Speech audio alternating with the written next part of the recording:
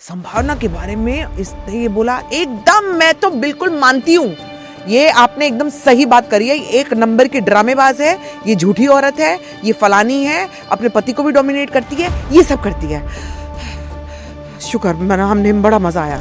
आप ये भी सोच लो कि तीसरे महीने के स्कैन में मैं चली गई हूँ, तब मुझे मालूम पड़ा कि 15 दिन पहले ही अंदर खत्म हो चुका था सब कुछ, लेकिन गलती डॉक्टर की थी।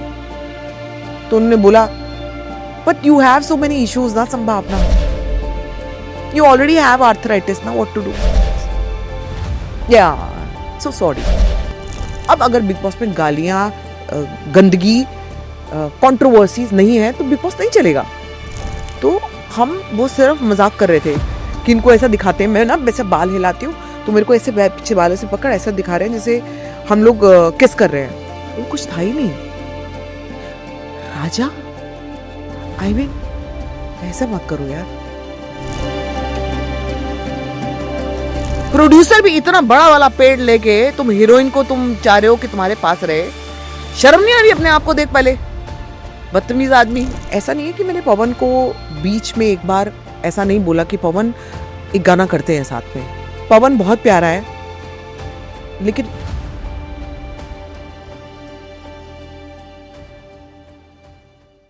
आपने पॉडकास्ट शुरू होने से पहले अपना फोन निकाला और आपने एक व्लॉग रिकॉर्ड किया, बहुत ही अच्छा सा। हाँ, ये भी एक आर्ट है जो बहुत कम लोग कर पाते हैं। जब मैं आपके यूट्यूब पे गया तो अराउंड 3.7 मिलियन हाँ सब्सक्राइबर्स हैं आपके, विच इज ह्यूज जी। अब मुझे आपसे जानना है कि वहां से एक मेजर रेवेन्यू चंक आता है आपके बिजनेस का? पहले तो देखो, अगर मैं इनिशियल बात करूं तो पहले तो वहीं से आता था, क्योंकि मैं बीच में तो कोई काम ही नहीं कर रही थी ना सच, या इवन अविनाश जी, हमने स्टार्ट किया था तो हम में से दोनों में से कोई ज्यादा कोई खास काम नहीं कर रहा था, छोटे मोटे काम हो रहे थे, मेरे भी छोटे मोटे शोज हो रहे थे, तो वहां से एक अच्छा खासा रेवेन्यू आता था। अब वहां से अच्छा खासा रेवेन्यू आता है और वो आपकी लाइफ को, कहते हैं ना कि आपकी अब ये लाइफ की जरूरत नहीं है, लेकिन ये लग्जरी लाइफ आपको देता है। ओके। तो ये डिफरेंस है, पहले वो हमारी नीड थी और अब वो लग्जरी है। लेकिन हम लोग व्लॉग्स इसलिए नहीं बनाते हैं कि पैसा आएगा, क्योंकि जब पैसा आना शुरू भी नहीं हुआ था और हमने व्लॉग्स बनाए थे तो हमने इसलिए बनाए थे कि let's do something, we are not doing anything. पैसा आता है यूट्यूब से, ये तो हमें पता ही नहीं था। अच्छा। जो पहला डॉलर आया है अविनाश, आई स्टिल रिमेम्बर, वो किसी थिएटर वर्कशॉप में था और उसने मुझे बोला बेबी $1 आया है यूट्यूब से। कब की बात हुई? आज से 7 साल पहले। ओके, जब आपने स्टार्ट किया था। जी लंबी जर्नी रही। जी जी जी, बहुत लंबी जर्नी रही है, से लेकर आज की जर्नी। हम लोगों ने जो यूट्यूब किया वो पैसा सोच के नहीं किया, क्योंकि जिसको पता ही नहीं है वो सोचेगा कैसे। अविनाश चाहता था मुझे कुछ करना चाहिए लाइफ में, मैं बैठी हुई हूँ और व्लॉगिंग एक ऐसा जरिया है जिससे मैं लोगों तक मेरी रियल पर्सनालिटी पहुंचा सकती हूँ, अच्छी या बुरी जो भी है। अविनाश के हिसाब से वो बहुत अच्छी थी, क्योंकि जो लोग मुझे रियल में नहीं जानते हैं वो बहुत सारी एक प्री कंसेप्ट आपके पास होता है ना, एक नोशंस आपके दिमाग में बने होते हैं, तो वो बिग बॉस से बने हुए थे। तो अविनाश चाहता था कि वो चीज तोड़ के मैं सामने आऊं लोगों के, and may be it will work to help me get some more work basically. कुछ मिला उससे, कुछ फायदा हुआ उससे apart from getting a decent lifestyle? काम वाइज देखो, मुझे ना बीच में काम आए जी, और मेरी लाइफ में इतनी सारी चीजें हो गई ना इसके बीच में जी। पिछले 5 साल में मेरी लाइफ में बहुत कुछ चेंज हुआ है। सो मैं ये कहूंगी कि काम आ रहा था और मैं कर नहीं पा रही थी, काम आ रहा था मैं कर नहीं पा रही थी, क्योंकि मेरी मम्मी की हेल्थ जब खराब होनी शुरू हुई से एक्चुअली मेरी भी हेल्थ खराब होनी शुरू हुई। ओके। तो कहते हैं ना, जब आप अपने पेरेंट्स को तड़पते हुए देखते हो तो वो कहीं ना कहीं इम्पैक्ट जो आपके ऊपर आ रहा होता है आपको पता नहीं होता, वो बाद में पता लगता है। जी। मतलब अगर कुछ भी ऐसा थोड़ी है कि आपने अगर अपने फादर की डेथ होते हुए देखा है या देख लिया है तो इमीडिएट आपको कुछ अटैक आ जाएगा या कुछ स्ट्रेस के सिम्टम्स आ जाएंगे, इमीडिएट नहीं होता, प्रोसेस करने में टाइम लगता है। वो चीजें बाद में होती हैं। वो आपको बाद में पता लगती है। तो वो सारी चीजें मेरे साथ, जैसे मेरी मम्मी की हेल्थ, मेरी मम्मी को 3 बैक टू बैक 3 स्ट्रोक्स आए, और तब भी हम लोग व्लॉगिंग शुरू किए थे, और हम बताते नहीं थे व्लॉग में तब, क्योंकि पहले ऐसा ही था कि नहीं बताएंगे व्लॉग में, क्या ही जरूरत है मम्मी की हेल्थ बताने की। तो वो हम लोग नहीं बताते बताते मम्मी को दूसरा स्ट्रोक भी आया, तीसरा स्ट्रोक भी आया, और जब मम्मी को मैंने हॉस्पिटल में ये सब आते देखा अपनी आंखों के आगे, मेरी आंखों के सामने मम्मी को दूसरा स्ट्रोक आया था। वो जो दूसरा स्ट्रोक था वो मुझे कुछ कर गया, वो मुझे नहीं पता था। That came out in Covid. Okay. तो कोविड की स्टार्टिंग हुई और मुझे पैनिक अटैक आया। तो जब वो पैनिक अटैक आया, कोविड का टाइम शुरू था, साइकेट्रिस्ट की जरूरत पड़ी, वो सारी चीजें बीच में, तो मुझे पता नहीं था कि suddenly why I can't breathe. मैं, मेरे साथ क्या हो रहा है मुझे पता नहीं चल रहा, मेरे साथ बहुत कुछ हो रहा, और फिजिकल हो रहा था। एक होता है मेंटली आप डिस्टर्ब हो और आप चुप हो गए, फिजिकल सिम्टम्स दिख रहे थे। फिजिकल हुआ मेरे साथ। वो फिजिकल सिम्टम्स ना बड़े खतरनाक होते हैं जी। अगर कभी भी आपने स्ट्रेस का सामना किया है तो फिजिकल, जो मेंटली होता है वो तो चुप रहता है, वो मेंटली आपको पता है या तो रोएगा या चुप हो जाएगा या सोता रहेगा या खाता रहेगा, यही होता है स्ट्रेस के सिम्टम्स, या बिल्कुल नहीं खाएगा। फिजिकल सिम्टम्स होते हैं पैनिक अटैक्स, और पैनिक अटैक क्या होता है, जिसको होता है वो जानता है। हो सकता है बहुत सारे लोग, शायद आप लोग भी रिलेट नहीं कर पाओ, लेकिन जिसको होते हैं ना, मैं उनसे रिलेट कर सकती हूँ कि वो क्या होता होगा। मुझे पैनिक अटैक आया, मुझे सडनली ऐसा लगा मैं ब्रीथ नहीं कर, ऐसा वाला जो होता है ना, लंबी सांस ले रहे हो लेकिन सांस छोड़ नहीं पा रहे हो पूरी तरह से, अंदर सांस आप प्रॉपर नहीं, जैसे आपकी नॉर्मल चलनी चाहिए वो नहीं चल पा रही है, आपको लगता है आपको कुछ हो जाएगा। तो that is a physical symptom. Right. तो तब से मेरी मेडिसिन स्टार्ट हो गई, और वो बहुत हैवी मेडिकेशन थी। डॉक्टर ने सारे टेस्ट करने के बाद वो हमें रेफर किया कि शी नीड्स हेल्प, और जब साइकेट्रिस्ट से पूरी बात होते होते होते होते मालूम पड़ा कि ये सारी जो स्टार्टिंग थी, ये मेरे सिर्फ फादर की डेथ की वजह से नहीं हुई चीजें, अमालगमेशन था। मेरी मदर से जर्नी मेरे स्ट्रेस की शुरू हुई। ओके। मेरे एक्सट्रीम जो डिप्रेशन की जर्नी है मेरी वहां से शुरू हुई थी। तो मेरी मम्मी से लेकर मेरे फादर चले गए तो दवाइयां और बढ़ गई जी। क्योंकि मैं ले कैसे पाऊं उसको। तो मुझे सुलाने के लिए डॉक्टर मुझे नींद की बहुत ज्यादा हैवी मेडिकेशंस देते थे कि मैं काम, अब आपका खून ठंडा हो जाएगा तो आप कैसे काम करोगे, काम देना चाह रहे हैं लोग, कैसे काम करोगे। मैं उठना ही नहीं चाह रही अपनी जगह से। मैं एक जगह जैसे बैठी हुई हूं तो मैं बैठी हुई हूं, मुझे अविनाश उठाता था, मुझे लिटरली उठाता था कि इस समय इससे बाहर आओ, बाहर आओ। कई बार अविनाश भी नहीं समझा कि मेरे साथ हो क्या रहा है, क्योंकि दवाइयों ने मुझे शांत कर दिया। और वो शांत ऐसा नहीं हुआ कि okay I am okay now, suppress कर दिया वो। सप्रेस कर दिया, इतना कर दिया कि मैं क्वाइट हो गई। मैं जोन्ड आउट थी, और ये मेडिसिन आपको जोन्ड आउट कर देती हैं। बिल्कुल। आप सोते भी ज्यादा हो, आप चुप भी रहते हो, आपकी हंसी भी गायब हो जाती है, और आपका काम भी गायब हो जाता है। तो ये मेरी बहुत लंबी जर्नी रही है। कितने साल रहा ये आपका फेस? तो मेरी मेडिकेशंस तो आज भी हैं। आज भी है? जी। तो मेरी बीच में खत्म हो गई थी, बिल्कुल जी। बीच में बिल्कुल खत्म हो गई थी। 1 साल मैं बिल्कुल उस जोन में आ गई थी जहां पे I was very happy, normal, I am okay, I can get back to work. मेरा ना पापा की डेथ के बाद मेरे ये ना सारी चीजें बड़ी कंटिन्यू रही हैं कि मेरे कान में प्रॉब्लम आ गई, एक कान में प्रॉब्लम आ गई, फिर मेरे पैर में, लेफ्ट पैर में प्रॉब्लम आ गई, फिर मेरे आर्थराइटिस मेरा ऑलरेडी था, सालों से है मुझे आर्थराइटिस, आरे। तो आरे अगेन, ये बहुत खतरनाक चीजें होती हैं, और ये सब स्ट्रेस से जुड़ी हुई चीजें हैं जो हमें पता नहीं चलता। लेकिन डांस कर रही हूँ तो करती जा रही हूँ, मुझे कोई फर्क ही नहीं पड़ रहा, जाए भाड़ में आ रहे। आप कहते हो ना, एक टाइम होता है जो आपकी एज होती है जहां पे आप बोलते हो अरे साइड पे करो चीजें यार, कर लेंगे। फिर आती है आपकी एज जो बताती है कि नहीं, आप इसको साइड पे नहीं कर सकते, आपको इसको अभी एड्रेस करना है। तो ये वाला टाइम में मैं अब वो फेस कर रही थी। तो आरे मेरा बढ़ गया, मेरे IVFs बहुत फेल हो गए, बैक टू बैक IVFs हुए, so मेरा वेट पुट ऑन हो गया। प्लस जो एंजाइटी की मेडिसिन होती हैं makes you put on a lot of weight. Right. Water retention हुआ था बहुत। Water retention, what's just not water retention, आपका खाना भी ज्यादा हो जाता है, आपकी नींद भी ज्यादा हो जाती है, ये सारी जब मिक्सअप होती हैं चीजें तो आपका वेट गेन होता है जी।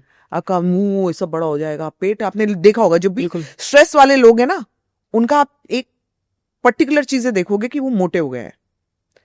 लेकिन मैं ना थोड़ी सी वो थी कि नहीं नहीं यार मैं एक्सरसाइज करूंगी, मैं डाइट करूंगी, और मैं फिर कम होती थी, फिर कुछ इश्यू आ जाता था, फिर मैं कम होती थी, फिर इश्यू आ जाता था। ये होते होते मेरे my dogs passed away, my earlier dog passed away, वो मैं नहीं ले पाई, वो नहीं ले पाई। चेरी नाम था उनका? No, that was Koko. Koko, sorry.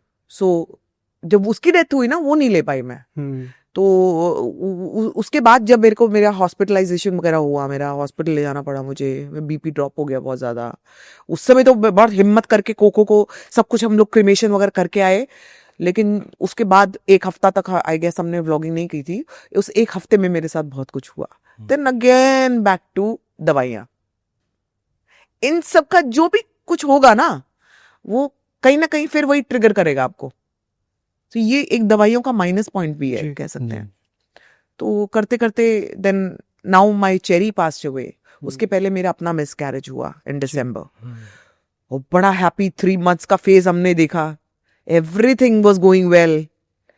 And मेरे बर्थडे पे 12 दिसंबर वाज माय बर्थडे, और 18th, हाँ 18th या 19th को मेरा वो फाइनल स्कैन था जी। जिसमें कि हम लोग अनाउंस कर रहे थे। तो आपको बताओ हमने फोटो सेशन भी कर लिया था।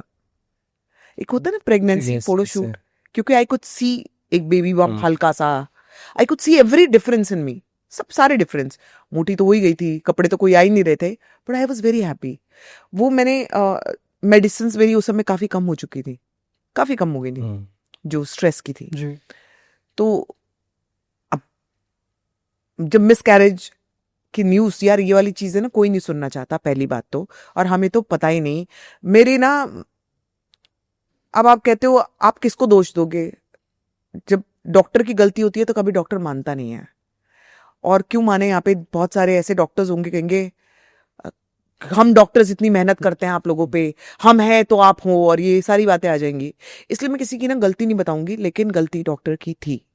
ओके। सो जब आप कुछ भी करते हो, जब एम्ब्रियोज बनते हैं और आप ट्रांसफर करते हो, उससे पहले एक जेनेटिक टेस्टिंग होती है, आपने वही नहीं किया, तो बेसिकली वो जेनेटिकली एबनॉर्मल था।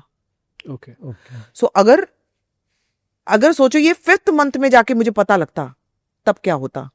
शुक्र मना रही हूं भगवान का कि तीसरे महीने, आप ये भी सोच लो कि तीसरे महीने के स्कैन में मैं चली गई हूं, तब मुझे मालूम पड़ा कि 15 दिन पहले ही अंदर खत्म हो चुका था सब कुछ। तो 15 दिन में अंदर जहर लेके घूम रही थी, मुझे कुछ भी हो सकता था। और मैं 15 दिन से मैं बोल रही हूं मेरे यहाँ कुछ दर्द हो रहा है, कुछ अविनाश में बहुत खतरनाक दर्द हो रहा है, मुझसे नहीं सहन हो रहा, और मेरी डॉक्टर बोल रही है इट्स योर आर्थराइटिस। अरे डॉक्टर आप हो, आप मुझे कह रहे हो आर्थराइटिस है? मेरे को मेरे आर्थराइटिस का पेन पता है क्या होता है। नहीं, आप अपने आरे की डॉक्टर से बात करो। मैंने उनको फोन किया। देखो कितनी अजीब सी बात है कि जो मेरी आर्थराइटिस वाली डॉक्टर है वो मुझे बोल रही है, मैंने कहा मेरे को डॉक्टर बहुत ज्यादा पीछे पेन हो रहा है। अब मैं ये बता रही हूँ मेरे बर्थडे मतलब 15 दिन पहले की बात, मेरे बहुत पीछे दर्द हो रहा है मेरे से, और लोअर बैक नहीं, अपर बैक। तो उन्होंने कहा संभावना, it's a sign of miscarriage, just be very careful, tell your doctor. मैंने कहा आई हैव ऑलरेडी टोल्ड। उन्होंने कहा अरे कुछ होता ही नहीं है, कुछ होता ही नहीं है, कुछ होता ही नहीं है। जब हो गया तो उन्होंने बोला but you have so many issues ना संभावना, you already have arthritis now, what to do? Yeah, so sorry. उन्होंने वो सॉरी जो है वो सॉरी भी नहीं था actually. Oh it's so unfortunate, I still remember it was not sorry, because sorry मतलब आप गलत हो जी। Unfortunate, you know, will try next time. या आपके पैसे लाखों में तो ढेर होते ही होते हैं, ये जो टूटता है ना जी, ये करोड़ों में टूटता है, ये कोई और नहीं समझ सकता। ये सिर्फ जिनके साथ हो रहा है ना, 2 हस्बैंड वाइफ, सिर्फ वो जानते हैं। एंड ऑफ कोर्स वाइफ जिसके साथ ये हो रहा है, जिसके हूँ मैं इतने सपने लेके, मैंने कहा अरे यार हो गया काम, अब फाइनली फर्स्ट टाइम मैं प्रेग्नेंट हो गई। उसके बाद आपको ये पता लगता है, और ये भी किसी और की गलती की वजह से। क्योंकि मुझे किसी ने कुछ नहीं बोला है, डॉक्टर ने बोला ही नहीं कि आपको रेस्ट करना है, मैं रेस्ट कर भी नहीं रही थी। मुझे जितना बोला वॉक करने के लिए उतना किया, मुझे नॉर्मल घूमने के लिए हमने ड्राइवर रख लिया, मैं तो खुद गाड़ी चलाती थी, सब कुछ करा हमने। बट जो होना होता है यार, अब क्या ही बोलेंगे। I think more power to you, आपने जिस तरीके से चीज़ें बताई बहुत मैं रो नहीं रही हूँ, मेरी आंखों में पानी आ गया। कभी आप सोचो कि मैं इस बात पर रो रही हूँ, पानी पी लेती हूँ। नहीं रोते यूजुअली, आप छुपाते हैं, सप्रेस करते हैं इमोशंस को? रोना होता है तो दबा के रोती हूँ। आई थिंक ये बात इतनी पर्सनल है आपकी लाइफ के साथ कि वो अब, आर यू ऑल राइट? हाँ, वो पानी मेरे ना वो आ जाता है एकदम, बोलते हुए ज्यादा बोलती हूँ तो।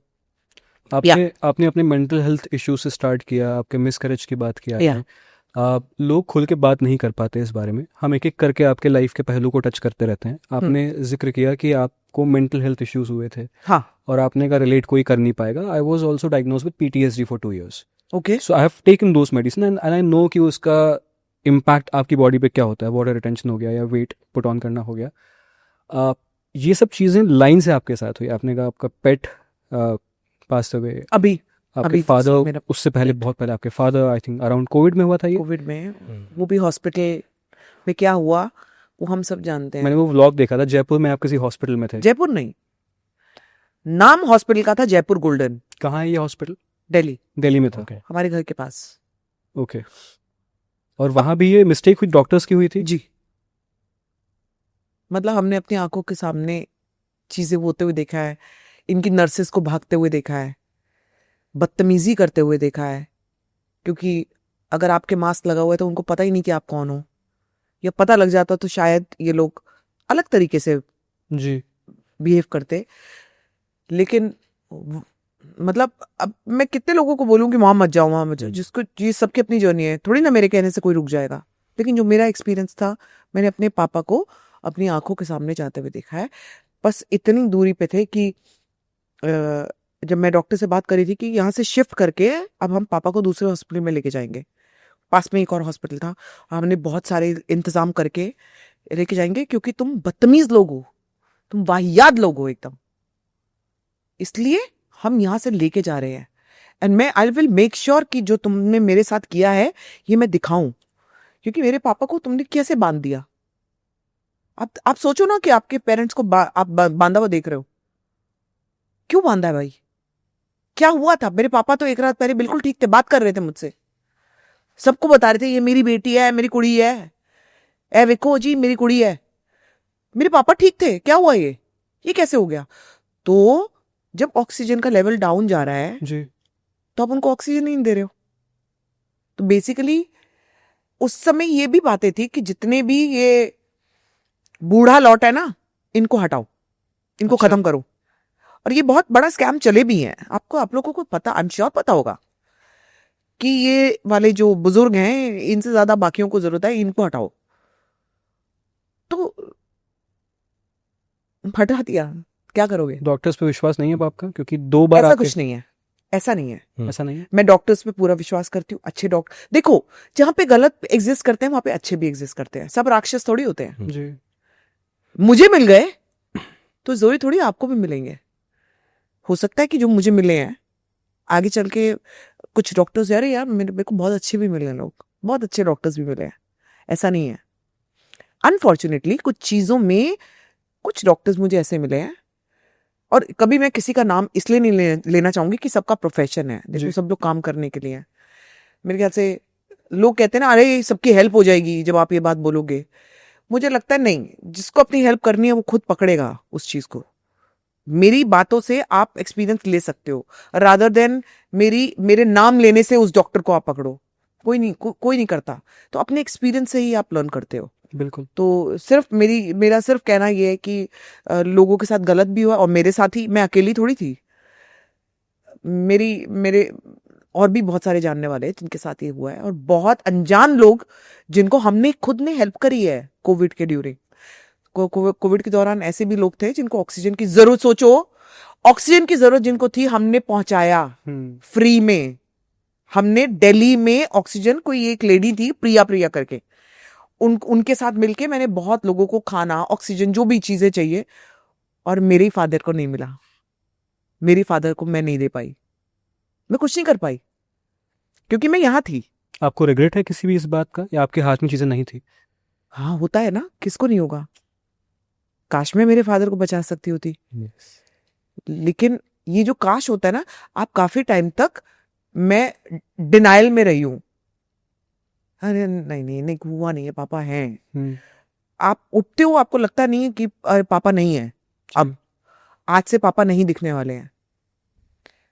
ऐसा भी लगता था कई बार कि मैं सो रही हूं, अभी ना मेरे ना पैर पकड़ के उठाएंगे मुझे, उठ, डॉली बोलते थे मुझे, उठ। ऐसा भी लगता था कि सडनली वहां से चल के आए। लेकिन मेरे को ऐसा लगता है मेरी ना जिंदगी में कुछ ऐसा है, कुछ तो ऊपर वाले ने अलग किया है। मेरे को लगता है पापा वहां से अचानक चल के आ जाएंगे, ऐसा होगा। साईं बाबा ये कर सकते हैं, गणपति बापा ये कुछ तो कर सकते आप। अगर आपने अपने बहुत क्लोज खोए हैं ना, तो आपको पता होगा मैं क्या कह रही हूँ। बिलीव, होप मिले। हाँ, आप एक उसके साथ जीते हो, फिर आपको लगता है नहीं ये चले गए हैं, नहीं आएंगे। एक्सेप्ट कितने टाइम में हुआ वो बात? मेरे को 3 साल लग गए। 3 साल लगे एक्सेप्टेंस में? हाँ, पापा की डेथ। मम्मी की तो बहुत जल्दी एक्सेप्ट करी थी, क्योंकि मम्मी की डेथ के पहले ही मम्मी एक वेजिटेटिव स्टेट में थी। और लोग कहते हैं आप ऐसी बातें कर रहे हो, माँ बाप के लिए कोई ऐसी बातें करता है। हम पूरी फैमिली मिलके प्रे कर रहे थे कि मम्मी चली जाए, सफरिंग में थी, क्योंकि जिस सफरिंग में वो थी, वो कोई ना रहे, भगवान कोई ना रहे। जिनके घर में स्ट्रोक के पेशेंट्स होते हैं ना जी, जिनका दोनों हाथ नहीं चल रहे होते, दोनों पैर नहीं चल रहे होते, जबान नहीं चल रही होती, आंखों से दिख रहा है कि नहीं दिख रहा पता नहीं आपको, उनके साथ हो क्या रहा है बता नहीं पा रहे हैं। वो रो रहे हैं, चिल्ला रहे हैं, लेकिन आपको पता नहीं क्या हो रहा है। अब बताओ क्या चाहोगे आप? अब यही चाहोगे ना कि भगवान इनको ले ले, इनको तकलीफ मत दे बस। तो बेसिकली मेरी मम्मी का जाना हमारी काफी सारी तकलीफों का एंड था। ओके। जो हमारे साथ अंदर हो रही थी उसका एंड था। चाहे वो मेरा भाई हो, कि मेरे भाई ने बहुत केयर किया है, मेरी जो नीस है मिट्टी, उसने बहुत केयर किया है, और जब तक मम्मी मेरे पास यहाँ पे थी मैंने बहुत केयर की। तो हम तीनों बहुत ज्यादा रिलेट कर सकते हैं, मोर देन एनीबॉडी। फैमिली में तो और भी लोग हैं, लेकिन सबके अलग अलग एक होते हैं ना इमोशंस। कोई ज्यादा लेता है, कोई कम लेता है। जिसके पास मम्मी रही नहीं है वो कितना ही लेगा, या आप कितना क्लोज हो उस पेरेंट के, कितना क्लोज है वो भी फर्क पड़ता है। जैसे I was very close to my father, it took me 3 years। अभी कैसा फील कर रहे हैं आप इस मोमेंट में? जब मैं बात कर रही हूँ तो मेरा रिवाइंड हो जाता है वहां पे पूरा। देखो, ये बातें करके मैं इतना रो चुकी हूं कि मेरी आंखों में वो आंसू नहीं है अब। वो जो अंदर का जो दहाड़े मार मार के रोना होता है, वो अभी भी कभी कभी होता है जी। लेकिन मैक्सिमम टाइम जब मैं पहले रोती थी, हर रोज रोती थी, हर बात पे रोती थी, हर किसी के सामने रोती थी, वो अब नहीं है। आंसू सूख गए? हाँ, इतना रोई हूं कि वो सूख चुके हैं। वो इमोशंस अंदर पूरे हैं जी, लेकिन उसको लेने की क्षमता मेरे अंदर आ गई है अब, कि मैंने एक्सेप्ट किया है कि ये मेरे पापा शायद किसी फॉर्म में वापस आए, मुझे नहीं पता, लेकिन आएंगे। बस यही होप के साथ आप जीते हो, और हर इंसान जीता है। संभावना आपकी जो जर्नी रही है, हमने देखा है काफ़ी स्ट्रांग रहा है, लेकिन जब कभी कोई भी इंसान जिसकी पर्सनल पे चीज़ें आती हैं वो अंदर से टूट जाता है, जैसा आपने बताया भी। लेकिन इस दौरान में आपने अपने आप को इतना स्ट्रांग किया कि आज अगर आप बात कर रही हो खुलकर, मेरे साथ भी हुआ था कोविड में, मैंने अपनी मॉम को लॉस किया था, सेम विथ। बट मैं उन चीज़ों से, मुझे लगता है मैं आज भी हफ्ते में कभी कभी मुझे याद आ जाती है और मैं कंट्रोल नहीं कर पाया, बट आपने बहुत स्ट्रांगली चीज़ें रखी। नहीं, मेरे पापा, मेरी मदर का तो जैसे मैं बोला ना कि हम प्रे ही कर रहे थे, और मेरी मदर ऑल्सो जिस दिन पे गई हैं, जिस दिन पे उनकी डेथ हुई है, वो कहते हैं, मैं नहीं जानती, लेकिन कहते हैं उस दिन बहुत बड़ा मोक्ष का दिन था। मतलब जिस आवर में मम्मी गई, वो कहते हैं सबसे बड़ा मोक्ष प्राप्त होता है। मतलब यहां से अगर आत्मा गई तो उनको मोक्ष मिलेगा। तो मेरी मम्मी को तो मैं कहती हूँ मोक्ष मिल गया, मेरे पापा को नहीं मिला है। मेरे पापा को नहीं मिला। तो हर ये कोई दिन नहीं जाता है कि मैं मेरे पापा को याद करके नहीं सोती हूँ। यस। गुड नाइट नहीं कहती हूँ, आई लव यू नहीं कहती हूँ, कोई ऐसा दिन नहीं है, हो ही नहीं सकता। इसलिए मैं वेट कर रही हूँ कि बोलते रहते हैं, बोलते हैं। और पापा तो मेरे बोलते थे कि कभी छोड़ के ही नहीं जा सकता मैं मेरी बेटी को। मेरे इतने प्यार करते थे, हर वक्त तो हर आधे घंटे में फोन, हर आधे घंटे में फोन। उनका फोन नहीं जब आता ना, तब तकलीफ होती है अंदर। अब तो खैर काफी जी पक्की हो गई हूं मैं, लेकिन initial time was really bad. Harsh, I can understand and even you can understand what I am saying. Yes, हर वक्त, हर मोमेंट आप अपने फादर को, अपनी मदर को आप चाहते हो, कैसे नहीं चाहोगे। हम अभी भी उस वाले जोन में नहीं गए जहां पे इमोशंस खत्म हो चुके हैं। बहुत सारे लोग आज है ऐसे जिनको फर्क नहीं पड़ रहा। मुझे फर्क पड़ता है, मुझे बहुत ज्यादा पड़ता है, लेकिन अब मैं बहुत कंट्रोल्ड हो गई हूं। अब मुझे रुलाना उस चीज पे बहुत मुश्किल है। मेरे आंसू सूख चुके हैं ना, इतना रो चुकी हूँ कितना। और अब मैं बैठ के दोबारा इस पॉडकास्ट में कितना रोऊंगी, क्योंकि नहीं आ रहा है तो नहीं आ रहा है। बिल्कुल।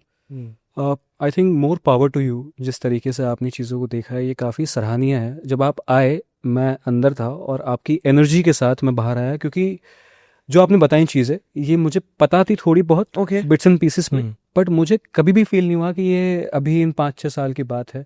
आई थिंक ये मेरा सौभाग्य है कि मैं 2 ऐसी सोल्स के साथ बैठा हूँ जिन्होंने मुझसे ज़्यादा लाइफ देखी है। अनफॉर्चुनेटली कुछ किस्से आप दोनों के साथ हुए ऐसा। I think losing a parent is the biggest insecurity I have if someone asks me, and I'm blessed that they are still with me. But when I meet people like you, and my heart goes out for both of you. So more power to you. क्या होता है ना दिनेश, मैंने जो चीज़ feel की जब आप उस पीरियड में थे, तो एक जहन में ख्याल आता कि हॉस्पिटल लेकर ही क्यों गया ये हॉस्पिटल, यही चीज, हॉस्पिटल लेकर ही क्यों गया, ये एक ख्याल आता था। ये आता है।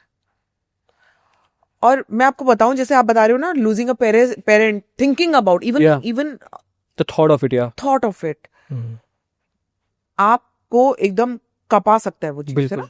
बिल्कुल। तो मेरे जो कहते हैं ना, जो biggest fear in life was losing my parents.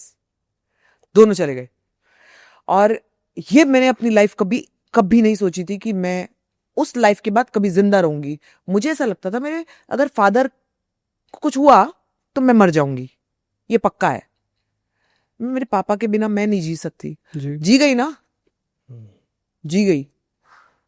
तो ये कोई ना कोई पावर आई थिंक साथ में पापा की भी चल रही होगी, साथ में जो मैं आज अगर लाइफ में इंटरनली भी और अगर मेंटली भी और सामने दोबारा उठ के खड़ी हो जाती हूँ, could be my father's blessings, what I know, right, could be the blessings of my loved ones, I don't no. मेरी मम्मी ने देखा है ना जी। मुझे उनकी तकलीफ झेलते हुए। मेरी केयर टेकर है घर में, यहाँ पे मैं बॉम्बे की बात कर रही हूँ, दिन की अलग है रात की अलग है। दवाइयां मैं खुद देती थी मम्मी को। वो पाइप लगा हुआ था, पहले तो नाक से लगा हुआ था, फिर पेट में लगा। खाना भूल गई थी वो, खाना कैसे खाते हैं पता ही नहीं उनको। सडनली उनको याद आता था, सडनली वो भूल जाती थी। तो उनको खाना मैं देती थी, उनकी दवाइयां। किसी को अलाउड नहीं था कि मेरी मम्मी को कोई और दवाई दे देगा मेरे अलावा। मैं मम्मी के लिए इतनी डर चुकी थी। तो हम लोग काम की बातें कर रहे थे, कमिंग बैक टू काम। कैसे नहीं, काम क्यों नहीं किया, कैसे करोगे, कैसे करोगे? आएगा ना लाखों का काम तो भी आप नहीं कर पाओगे। और अब आ रहा है काम? सॉरी मैं आपको इंटरप्ट कर रहा हूँ। आपको अभी आ रहा है काम? अभी आप तैयार हैं उस चीज के लिए? हाँ जी, ओके। काम के लोग अब आ रहे हैं, मैं वेट कर रही हूँ वो काम का जो मैं करना चाहती हूँ। किस टाइप का काम करना चाहते हैं? जो मीनिंगफुल हो। मैं सिर्फ देखो, I have always been into dancing, right. लोगों को मेरी एक्टिंग स्किल्स नहीं पता है, और इसके साथ ही लोग कभी ज्यादा उस जोन में मुझे देखते भी नहीं थे। जब आता था डांस ही आता था, एक टैग लगा दिया है, डांस ही आता था। और आई लव डांसिंग, कोई प्रॉब्लम नहीं है, आज भी आएगा मैं करूंगी, कोई प्रॉब्लम नहीं है। लेकिन आपको इतने सालों से जो लोग देख रहे हैं या फिर प्रोड्यूसर ही देख रहे हैं ना, वो आपके ऊपर अपने आप ही वो लगा देते हैं कि अरे यार बहुत हो गया यार, ये कितनी पुरानी है। अरे भाई आप भी तो पुराने हो, तो क्या हो गया, सब पुराने होते हैं। आपके पुराने हीरो लोग तो काम करते रहते हैं, तो हम क्यों नहीं कर सकते? एज लॉन्ग एज मेरे फेस पे झुर्रियां नहीं दिख रही हैं, देन आई वुड से कि यार माँ के रोल से तो मुझे जी। या मेरे को ऐसे रोल दे दो। अरे अभी तक नहीं आई झूरी है यार, आई कैन स्टिल वर्क, और मेरे में अभी भी उतनी एनर्जी है। क्यों नहीं दे रही हूँ? नहीं हो, क्योंकि यार ऐसा लगता है अब जब आ रही टैग लग गए। एक्चुअली क्या है कि जब मैं आपका विकिपीडिया पढ़ रहा था तो वहां लिखा हुआ था Bhojpuri Helen, that is a tag which people have given to you, क्योंकि एक एक्टर को ऑडियंस ने एक तरीके से देखा है। हाँ, तो किसी और रोल में अगर मानो लेट्स से रूरल गर्ल अगर आप करेंगे तो आई थिंक वो प्रोसेस नहीं कर पाएंगे, और प्रोसेस कर भी लेंगे तो प्रोड्यूसर्स रिस्क नहीं ले रहे हैं, क्योंकि एक टाइपकास्ट कर दे रहे हैं प्रोड्यूसर्स और कास्टिंग आपको आज का टाइम जो आ गया है ना जी, दिनेश, वो आ गया है रिस्क लेने का। राइट। जब ये OTT प्लेटफॉर्म्स आ गए हैं तो उन्होंने बहुत सारी चीजें चेंज कर दी हैं। जो आप जिनको सोचते थे कि ये कास्ट नहीं हो सकते, वो कास्ट हो रहे हैं और बिल्कुल। उस रोल को पूरी तरह से निभा रहे हैं। बिल्कुल। तो जो वो कर सकते हैं तो मैं भी कर सकती हूँ। ट्राई, शायद मुझे 99 नहीं देंगे, वो एक आएगा और मैं उस एक की वेट कर रही हूँ, और वो जब एक आएगा तो मैं करूंगी, और मैं दोबारा अपने आप को प्रूव करूंगी कि मैं सिर्फ एक अच्छी डांसर ही नहीं हूं, मैं एक अच्छी एक्टर भी हूं। कहते हैं एक अच्छा एक्टर डांसर भले ही ना हो, लेकिन एक अच्छा डांसर एक्ट कर सकता है। ओके। और मेरे से बात करते रहो, मेरे बहुत सारे इमोशंस अलग अलग निकलते रहेंगे। जी। जो ऑडिशन ले रहे हैं देख लो मुझे। अभी आपको ऑडिशंस, अच्छा आप उस स्टेज देखो, पर हैं audition- कि ऑडिशंस आते हैं, आपको ऑडिशन देने देखो पड़ते हैं? हर हालत में आपको, आप उसको ऑडिशन का नाम नहीं देके कहो मैम आपका स्क्रीन टेस्ट करना है।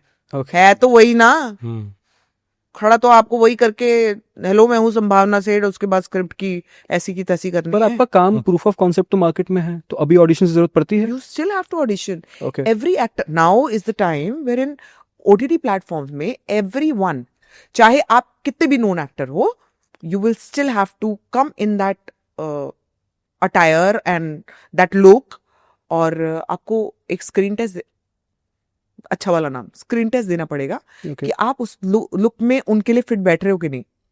तो ये हर एक को करना पड़ेगा, and I am ready to do it, no problem.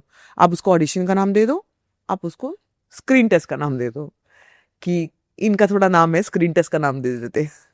अभी तो नेपोटिज्म भी चल रहा है, अविनाश वर्क कर रहे हैं अच्छा खासा, अविनाश अभी तो किया। चांस है आपके पास, कुछ यार लिख मेरे देखो, लिए।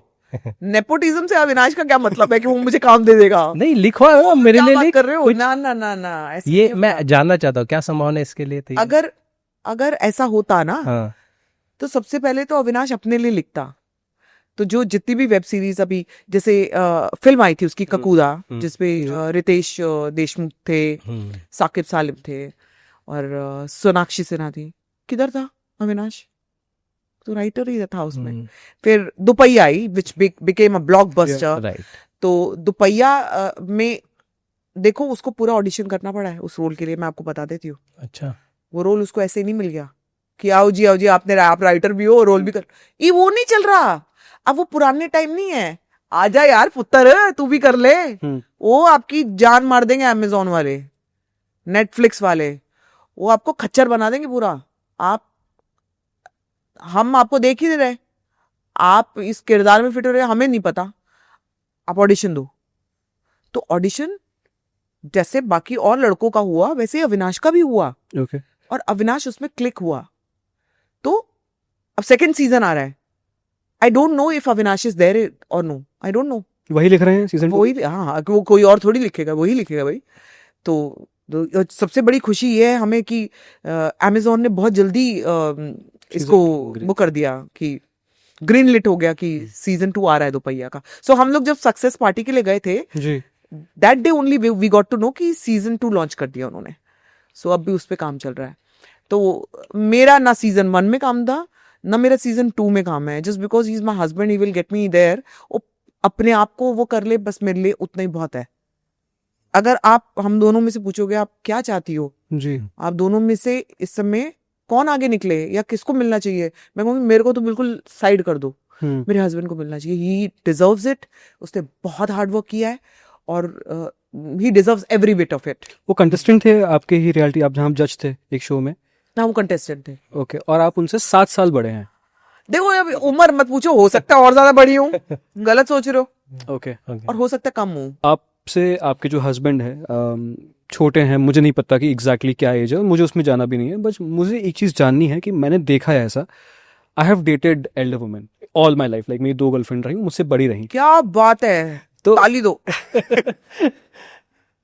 तो कई बार क्या होता है कि डायनेमिक्स नहीं बैठ पाए, क्योंकि आई थिंक मैस्कुलिन एनर्जी जो है वो लीड करता है कई बार चीज़ों को, एंड फीमेल ऑल्सो वांट कि प्रोवाइडर है और वो उस तरीके से लीड करे। बट जहाँ एज गैप होता है तो वहाँ पे कई बार जो है वो डोमिनेटिंग पर्सनालिटी जो उम्र में ज़्यादा होते हैं वो होती है, वो होती हैं। तो उससे चीज़ें ऊपर नीचे होती है। क्या आपने भी फेस की चीज़ें ऐसी? देखो, अब आप मुझे देखोगे या आप ऑडियंस से पूछोगे, कहेंगे ये तो डोमिनेटिंग का बाप है ये, जो मैं देखती हूँ। जी। But when it comes to relationships, Right. Every human is the same. मैं मेरे रिलेशनशिप में बहुत काम रही हूँ। ओके। शादी से पहले कितने भी झगड़े हुए हों, हमारी शादी के बाद कभी झगड़े नहीं हुए। तो और स्ट्रॉन्ग पर्सनालिटी, हाँ, मैं शादी से पहले काम कर रही थी। I was the earning member then, और काफी टाइम तक। तो क्या हो गया, अब वो कर रहा है। अभी गाड़ी गिफ्ट करी है जो मेरी ड्रीम कार थी, जी। वो कर रहा है। तो जब आप ये सोच लेते हो ना, जब आप 2 बन के चलते हो तो आप 2 ही रहते हो, और फिर एक बंदा स्ट्रांग रहता है और एक वीक रहता है। जब ये 2 बंदे एक हो जाते हैं तो फिर कोई स्ट्रांग नहीं, कोई वीक नहीं, 1 और 1 11 भी होते हैं। जी। तो हम वो है। हमने कभी पैसा बीच में नहीं आने दिया हमारे रिलेशनशिप के बीच में, या मैं काम कर रही हूँ तुम कम कर रहे हो, क्योंकि ऐसा लोग बोलते थे। जी। या अविनाश तो कुछ नहीं कर रहा, क्या लिखता रहता है पता नहीं, ऐसा बोलते थे लोग। बैठ के बस खाता रहता है, संभावना को ऑर्डर करता रहता है, और बस अपना कुछ घुसा रहता है कि किसी को पता नहीं था क्या लिख रहा है, हम बता नहीं सकते थे। जी। लेकिन कमाल देखो उस लड़के का, कि उसने वो चीजें दबा के अपने अंदर, उसको अपने आप को शांत रखा और टाइम का इंतजार किया। क्योंकि जो टाइम और पेशेंस है और आपके जो एक्शंस हैं, जब ये मिलते हैं ना, तो आपको जवाब देने की जरूरत ही नहीं है। जवाब तो सबके सामने है। तो हमारे जितने प्यार करने वाले लोग हैं, वो तो हमें तब भी करते थे और आज भी करते हैं, लेकिन जितने हेटर्स और ट्रोलर्स आए, वो अब कहीं और देखेंगे, ढूंढेंगे किसी और को, कि कोई संभावना और अविनाश जैसा हमें मिल जाए, ताकि हम अब उनको कर सकें। आपने 2 बड़े कीवर्ड्स का जिक्र किया पिछले 5 मिनट में, यूट्यूब और ट्रोलर्स। सारे यूट्यूबर्स ने आपको ट्रोल किया था, आपके ऊपर रोस्ट वीडियोस बनाए थे। हाँ। मुद्दा एक था, हाँ। मोटा मुद्दा एक था कि आप सिद्धार्थ शुक्ला जी के फ्यूनरल पे गए थे और वहाँ का व्लॉग आपके यूट्यूब पेज पे था। I personally want to know, क्योंकि मैंने वो नहीं देखा है और मुझे नहीं पता कि वो अभी एग्जिस्ट करता है, वो व्लॉग नहीं करता है। मैं आपसे यही पूछने वाली थी कि क्या आपने देखा है वो? नहीं देखा, तो मुझे इसलिए इस पे, क्योंकि मैंने सर्च किया, मुझे वो यूट्यूब पे नहीं दिखा। नहीं दिखा ना? एग्जिस्ट करता है, वो नहीं एग्जिस्ट करता अभी? वो तब भी नहीं करता था एग्जिस्ट। तो फिर ये बात कहाँ से आई कि आपने व्लॉग बनाया? ये क्या होता है, जब हम ट्रोलर्स और हेटर्स की बात करते हैं, और ये कुछ वीडियोस बनाने वाले लोग होते हैं जी, जिनको रोस्ट करना होता है आपको, जिनको हेट फैलानी होती है आपके खिलाफ। एक ने बोल दिया, ठीक है, जी जी, मैंने आपके बारे में एक गंदी बात बोली, इसने ऐसा किया था, ठीक है। वो कहते हैं ना, वो जो चाइनीज विस्पर्स होते हैं, कौन से विस्पर्स, यही होते हैं ना, विस्पर्स, वो एक ने पकड़ी, दूसरे मीडिया वाले ने पकड़ी, तीसरे जो वीडियो बनाने वाला है उसने पकड़ी। तो लोग, जो मुद्दा था कि वो वीडियो है कहाँ, हाँ, जहां पे मैंने फिल्म में वीडियो बनाया, वो है कहाँ, rather than checking the facts, मुझे गालियां शुरू हो गई। वो कभी एग्जिस्ट ही नहीं करता वीडियो, कभी नहीं। स्ट्रेंज। तो वो बात कहाँ से आई, वो थंबनेल कहाँ से लगाया उन लोगों ने? एग्जैक्टली कौन सा थंबनेल दिखाओ मुझे। मैंने वो वीडियो खोला था तो हाँ। 2 थंबनेल आए थे, हाँ, जो उस यूट्यूबर ने पोस्ट किए थे कि लॉट ऑफ यूट्यूबर्स, तो मुझे नहीं पता आप किसकी बात कर रहे हो, लेकिन ये बहुत सारे यूट्यूबर्स ने ऐसी चीजें डाली थी। और कुछ लोग ना आपके खिलाफ होते हैं, और कुछ लोगों को सिर्फ मटेरियल चाहिए होता है, ओके, आपके नाम से, ओके, कि मैं इसको रोस्ट करके कोई चीज डालूंगा तो लोग खोल के देखेंगे जरूर, इसकी मारते हैं, समझ रहे हो। संभावना सेठ ने ये किया, 10 लोगों ने देखा और 10 लोगों ने कहा होगा, 50 लोगों ने कहा होगा, तेरी ऐसी की तैसी साले, किधर है वीडियो। लेकिन उसमें से 1000 ऐसे होंगे जिन्होंने देखा भी नहीं और उन्होंने गालियां देनी शुरू कर दी। हाँ, उन्होंने चेक ही नहीं किया कि भाई जिसका जिक्र हो रहा है वो है कि नहीं, या 1000 लोगों ने आके ढूंढा किधर है भाई वीडियो, डिलीट कर दिया क्या, ये हमें तो नहीं दिख रहा क्योंकि वो वीडियो था ही नहीं। तो कभी आपने रिवर्ट बैक किया, कभी आपने बोला कि वो तो कुछ एग्जिस्ट ही नहीं करता? हमने उसी वक्त आई थिंक हमने एक वीडियो बनाया था। ओके, नहीं, आई थिंक हम लोगों ने नहीं बनाया। रिप्लाई भी नहीं किया आपने? नहीं बनाया। इम्पैक्ट करता है आप पर ये चीजें? पहले करता था, अब नहीं करता। करता। अब बहुत हंसती हूँ मैं। अब पहले तो देखो मेरे सामने चीजें आती भी नहीं, because I don't have that time. मैं इन चीजों में अपना टाइम वेस्ट नहीं करूंगी। जिन्होंने करना है, देखो ये बहुत बड़ी चीज होती है। हम जब यूट्यूब पे जा रहे हैं, and very important for all of you who are watching, चाहे आप मेरे हेटर्स हो, बहुत ध्यान से सुनो। जो हम यूट्यूब पे जाते हैं और हम लोग ऐसे नेगेटिव वीडियोस देखते हैं और हमें बड़ा मजा आ रहा होता है। संभावना के बारे में इसने ये बोला, एकदम मैं तो बिल्कुल मानती हूं, ये आपने एकदम सही बात करी है, एक नंबर की ड्रामेबाज है, ये झूठी औरत है, ये फलानी है, अपने पति को भी डोमिनेट करती है, ये सब करती है। शुक्र मना, हमने बड़ा मजा आया। लेकिन आपको ये नहीं समझ आ रहा कि जब नेगेटिव वीडियो आप देख रहे हो ना, और जो आप मेरे बारे में सोचो, आपके साथ हो रहा है। आपकी अपनी लाइफ उतनी ही नेगेटिव हो रही है, नेगेटिव होती जा रही है। आप नेगेटिव वीडियो देख रहे हो और आपकी खुद की लाइफ उतनी ही नेगेटिव हो रही है। आप गर्त में जा रहे हो। वो मैं उन मेरे प्यारे हेटर्स और ट्रोलर्स को बोल रही हूं कि आप गर्त में जा रहे हो ये वीडियोस देख के, कि सिर्फ वो 2 मिनट की खुशी पाने के लिए कि संभावना के लिए गंद बोला गया है। We are very happy about it. लेकिन आपने अंदर क्या बोया? हम वही कहते हैं ना कि आप जो आपके अंदर होता है वही आपके चेहरे पे निकलता है, फिर फाइनली वो आपके काम में निकलता है और वो यूनिवर्स में आ जाता है। नहीं, ये काफ़ी अच्छा तरीका सोचने का है। पर क्या आपको लगता है कि क्योंकि एक दायित्व होता है सोशल, जैसे आपने कहा मैं जो कंज्यूम करूंगा हाँ। मैं वैसा बनूंगा, but as a creator you also feel, आप काफ़ी कॉन्शियस रहते हो कि मैं वो कंटेंट नहीं निकालूं जो नेगेटिव इम्पैक्ट करे। वेरी कॉन्शियस अबाउट क्या आप क्रिएट कर रहे हो कंटेंट। नहीं, हमारी डेली लाइफ है, हमारी डेली ब्लॉगिंग है। मैं पॉलिटिकल मुद्दों पे नहीं जाऊंगी, ठीक है, मुझे नहीं जाना, मैं क्यों जाऊं? मैंने एक गलती करी थी, आप पार्टी ज्वाइन करके। आपने पार्टी ज्वाइन की थी? अरे देखो ना, गलतियों की भी मैं भी तो पुतला हूँ। ऐसा थोड़ी है। क्यों ज्वाइन करी भाई? मेरे को क्यों कीड़े ने काटा था? मैंने ज्वाइन कर ली, बाद में समझ में मैंने हाथ जोड़ लिया। नहीं, politics is not my zone, I think. Okay, और मेरे को लेट मी स्टे अवे, तो let me just stay away from this. तो मैं हर चीज से, पॉलिटिकल मुद्दे से अलग रहूंगी, ठीक है। I don't want to get in to that zone. किसी के साथ गलत हुआ है, मुझे बहुत दुख है अंदर। हम जनरली सबके लिए दुख होता है, सबको दुख होता है ना, कुछ भी किसी के साथ गलत होता है तो दुख होता है। बट जब वो मुद्दा पॉलिटिकल बन जाए तो उससे दूर हो जाओ, ठीक है। अपना दुख अपने अंदर रखो, बिकॉज ये तो नहीं आपको किसी ने पूछा ना कि आपको दुख था या नहीं था। आपका दुख तो किसी के साथ भी गलत होगा, XYZ के साथ गलत होगा, गलत किसी को मार पड़ रही है तो हम तीनों दुखी होंगे ना। हम तीनों का क्या बनता है कि उस चीज पे हम लोग रिएक्ट करो, लेकिन अगर ये पॉलिटिकल मुद्दा बन जाए तो उससे दूर हो जाओ। बिकॉज मैं जब हूं नहीं पॉलिटिकल, जो उस मुद्दे पे बात करते हैं उनसे जाके बात करो। So lot of people ask me कि आप इस मुद्दे पे बात करा करो, आप उस मुद्दे पे क्यों नहीं बोली? नहीं बोलूंगी, मैं नहीं बोलूंगी, क्योंकि ये मेरा जोन नहीं है। मेरा जोन है हैप्पीनेस का। इसका मतलब ये भी नहीं है कि मेरे अंदर दुख नहीं है किसी गलत बात का। किसी के साथ अगर कुछ गलत हुआ है तो मुझे दुख होगा, लेकिन ये तो मेरी वो है ना कि मैं मेरे व्लॉग्स में क्या लाना चाहती हूँ। हाँ, अगर मेरी लाइफ में कुछ दुख है तो वो तो व्लॉग्स में आ रहा है क्योंकि वो मेरी डेली लाइफ के व्लॉग्स है, राइट। लेकिन किसी और की लाइफ में अगर दुख आ रहा है तो अगर तो मैं मदद कर सकती हूँ तो मैं कर दूंगी, पर उसमें मेरे व्लॉग में उस चीज का हंगामा नहीं मचाऊंगी मैं। मुझे ऐसा लगता है। पर आपने कहा कि आपको रिग्रेट है कि आपने पॉलिटिकल पार्टी, हाँ, और कोई रिग्रेट है लाइफ में ऐसे कि ये गलत कर दिया? Let's talk about Bigg Boss. You regret doing Bigg Boss? No, regret मतलब यार बिग बॉस क्यों?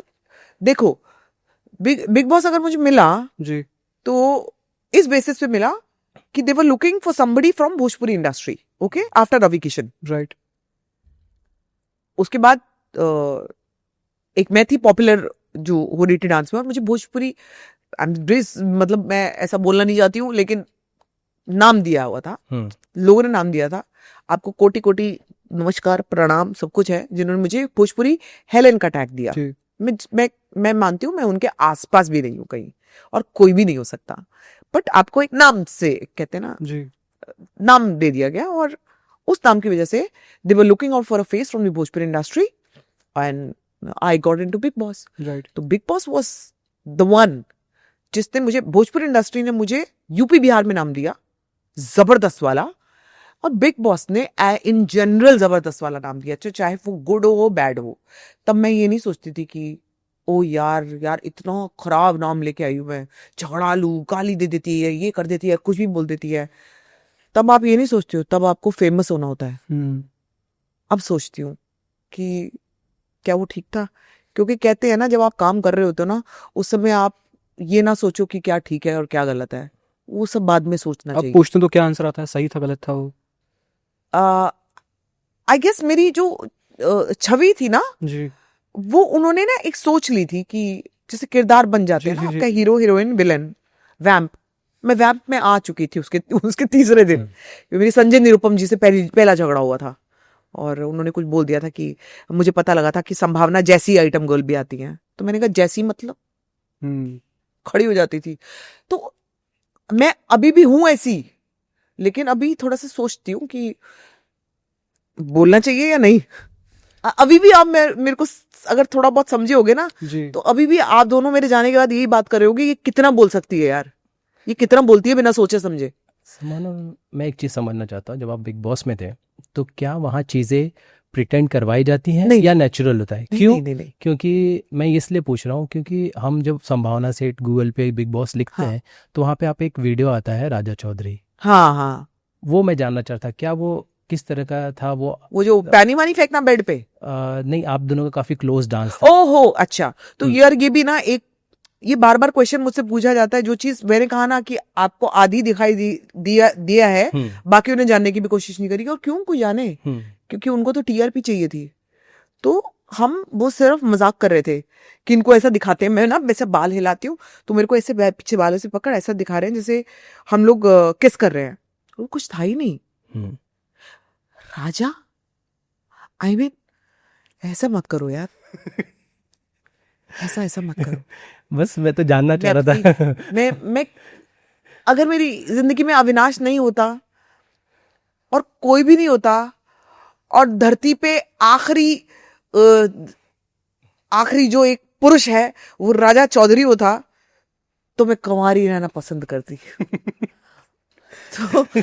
तो with all due respect to Raja Chaudhary, don't have all due respect, ये है मेरा जवाब।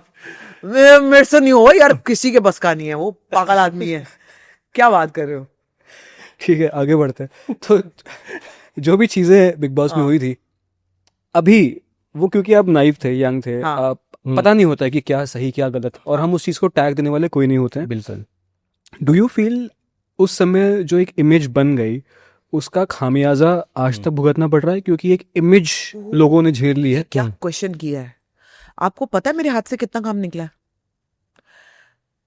काम देखो, डांस करना मेरा काम है, शोज में मैं बुलाई जाऊंगी, खतरनाक शोज किए मैंने, एवरी डे शोज पे shows, because I was a good dancer, right. But when it came to, देखो तब जब आपने बिग बॉस में साला कुत्ता बोल दिया, या मैं और बढ़ जाती थी, माँ बहन की भी कर देती थी मैं तो ये उस वक्त के लिए बहुत बड़ी बात थी। Season 2 I am talking about, 2008। तब किसी प्लेटफॉर्म पे गाली दे देना ये एक बहुत बड़ी बात मानी जाती थी, लोग आपसे डर जाते थे। आज वही सब फॉलो कर रहे हैं बुरी तरह से, अन लोगों को कोई फर्क नहीं पड़ रहा। अरे यार सिर्फ बहन की गाली थी यार, अरे यार मजा नहीं आया, थोड़ा इसके कपड़े भी उतारो यार, थोड़ा सा ये लड़की इतनी कम कपड़ों में दिख रही है, पूरे उतारो यार, मजा तो तब आएगा। लेकिन तब के लिए वो मेरी इतनी बातें इतनी बड़ी बनती थी, और जब वो इतनी बनती थी तो इंडस्ट्री के भी लोग देख रहे थे, which I was not aware of. Right. भूल जाते हो, मैं तो बहुत ही एकदम ही, मतलब कहते हैं ना, दिमाग ही नहीं लेके गई। मैं तो सोचती थी वहां की शाम को लाइट्स जब अलग हो गई है तो कपड़े बदल के मेकअप उतार के बैठ जाना है, अंधेरा हो गया है। मैं भूल ही गई हूँ कि मैं गेम खेल रही हूँ यार, मैं तो गेम के लिए, अच्छा मुझे गेम में कुछ नहीं खेलनी आती, मैं कोई नहीं खेली हूँ गेम, कि अब मुझे ऐसा करना है, अब मैं ये वाली ये इससे जाके वहां बनाऊंगी, फिर मैं उसको वहां से, मुझे पता ही नहीं कुछ भी। मेरी जो मैं तेरी माँ बहन की करनी मैं यहीं पे बैठे कर दूंगी, तू 10 लोगों के सामने बैठे अकेला हो, जो गलत है वो गलत है, जो सही है वो सही। मैं ये खेल रही थी जी। ये कर रही थी मैं बेसिकली। सो क्या हो गया ना, इंडस्ट्री के लोगों ने मुझे बहुत जज किया इस चीज Okay. पे कि संभावना, अरे रे बाप रे बाप रे बाप, हम्म, ये तो आके लड़े। उनको लगता था कि शायद पहले मैं मेरी एंट्री पे एक चप्पल आएगी, फिर मैं मारूंगी भी लोगों को, फिर मैं गुस्से में कुछ इनको भी बोल सकती हूँ। फिर कि over the period of time big boss आते गए, गालियां बढ़ती गई और बड़ी आते गए, जी। गालियों की बौछार होने लग गई। अब अगर बिग बॉस में गालियां, गंदगी, कंट्रोवर्सीज नहीं है तो बिग बॉस नहीं चलेगा। अब तो वही चाहिए चाहिए। इनडायरेक्टली आपको बोल दिया जाता है, डायरेक्टली कुछ नहीं बोला जाता। इनडायरेक्टली आपको ऐसे किरदार लिए जाते हैं जो यही करेंगे, इनको पता है। नहीं करेंगे तो आपने ना इस हफ्ते कुछ किया नहीं है, और वही टॉप 5 में भी आप दिखता है। देख लीजिए। इस हफ्ते आप चुप रही हैं काफी, हम्म, सलमान जी आके कर देते हैं। हम्म, इसका मतलब ये है कि आपने गाली गलौच, गाली दोगे तो वो बोलेंगे गाली देती हो, अच्छा तो शोभा देता है क्या? शोभा देता है? हाँ, परिवार लोग देख रहे हैं। उन्हीं परिवार लोगों के लिए जो वो नहीं देती हैं, तो कहते हो इस हफ्ते आपने कुछ नहीं किया है। तो मैं आपको ये कहूंगा कि थोड़ा सा just pull up your socks. Right. Pull up your socks Indirectly- मतलब है क्या, गाली दे दे भाई, तू Content- निकल लेगा या निकल लेगी, हम्म, कंट्रोवर्सी दे दे, ये उनका वो है। ये तो हम सबको समझ में आता है, जी। उस समय नहीं आता था। और ना मुझे तो बिल्कुल ही नहीं आता था यार। और उस समय का बिग बॉस बहुत रियल बिग बॉस था। We were real personalities. Right. चाहे वो आपका प्रिय राजा चौधरी हो, मेरा तो नहीं। आपका प्रिय राजा चौधरी हो, या ये राहुल महाजन हो, जी। पायल हो, मोनिका हो, these were all real characters. Ashutosh, हम लोगों ने सच में मतलब वो सही वाला वो करा है जिसमें लोगों को नॉलेज नहीं थी। जी।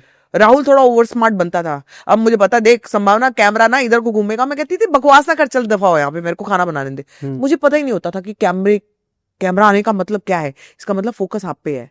But the moment I came out of big boss, my father told me कि कैमरा तो तेरे ऊपर ही होता था। मुझे पता ही नहीं, क्योंकि मैं लड़ रही होती थी।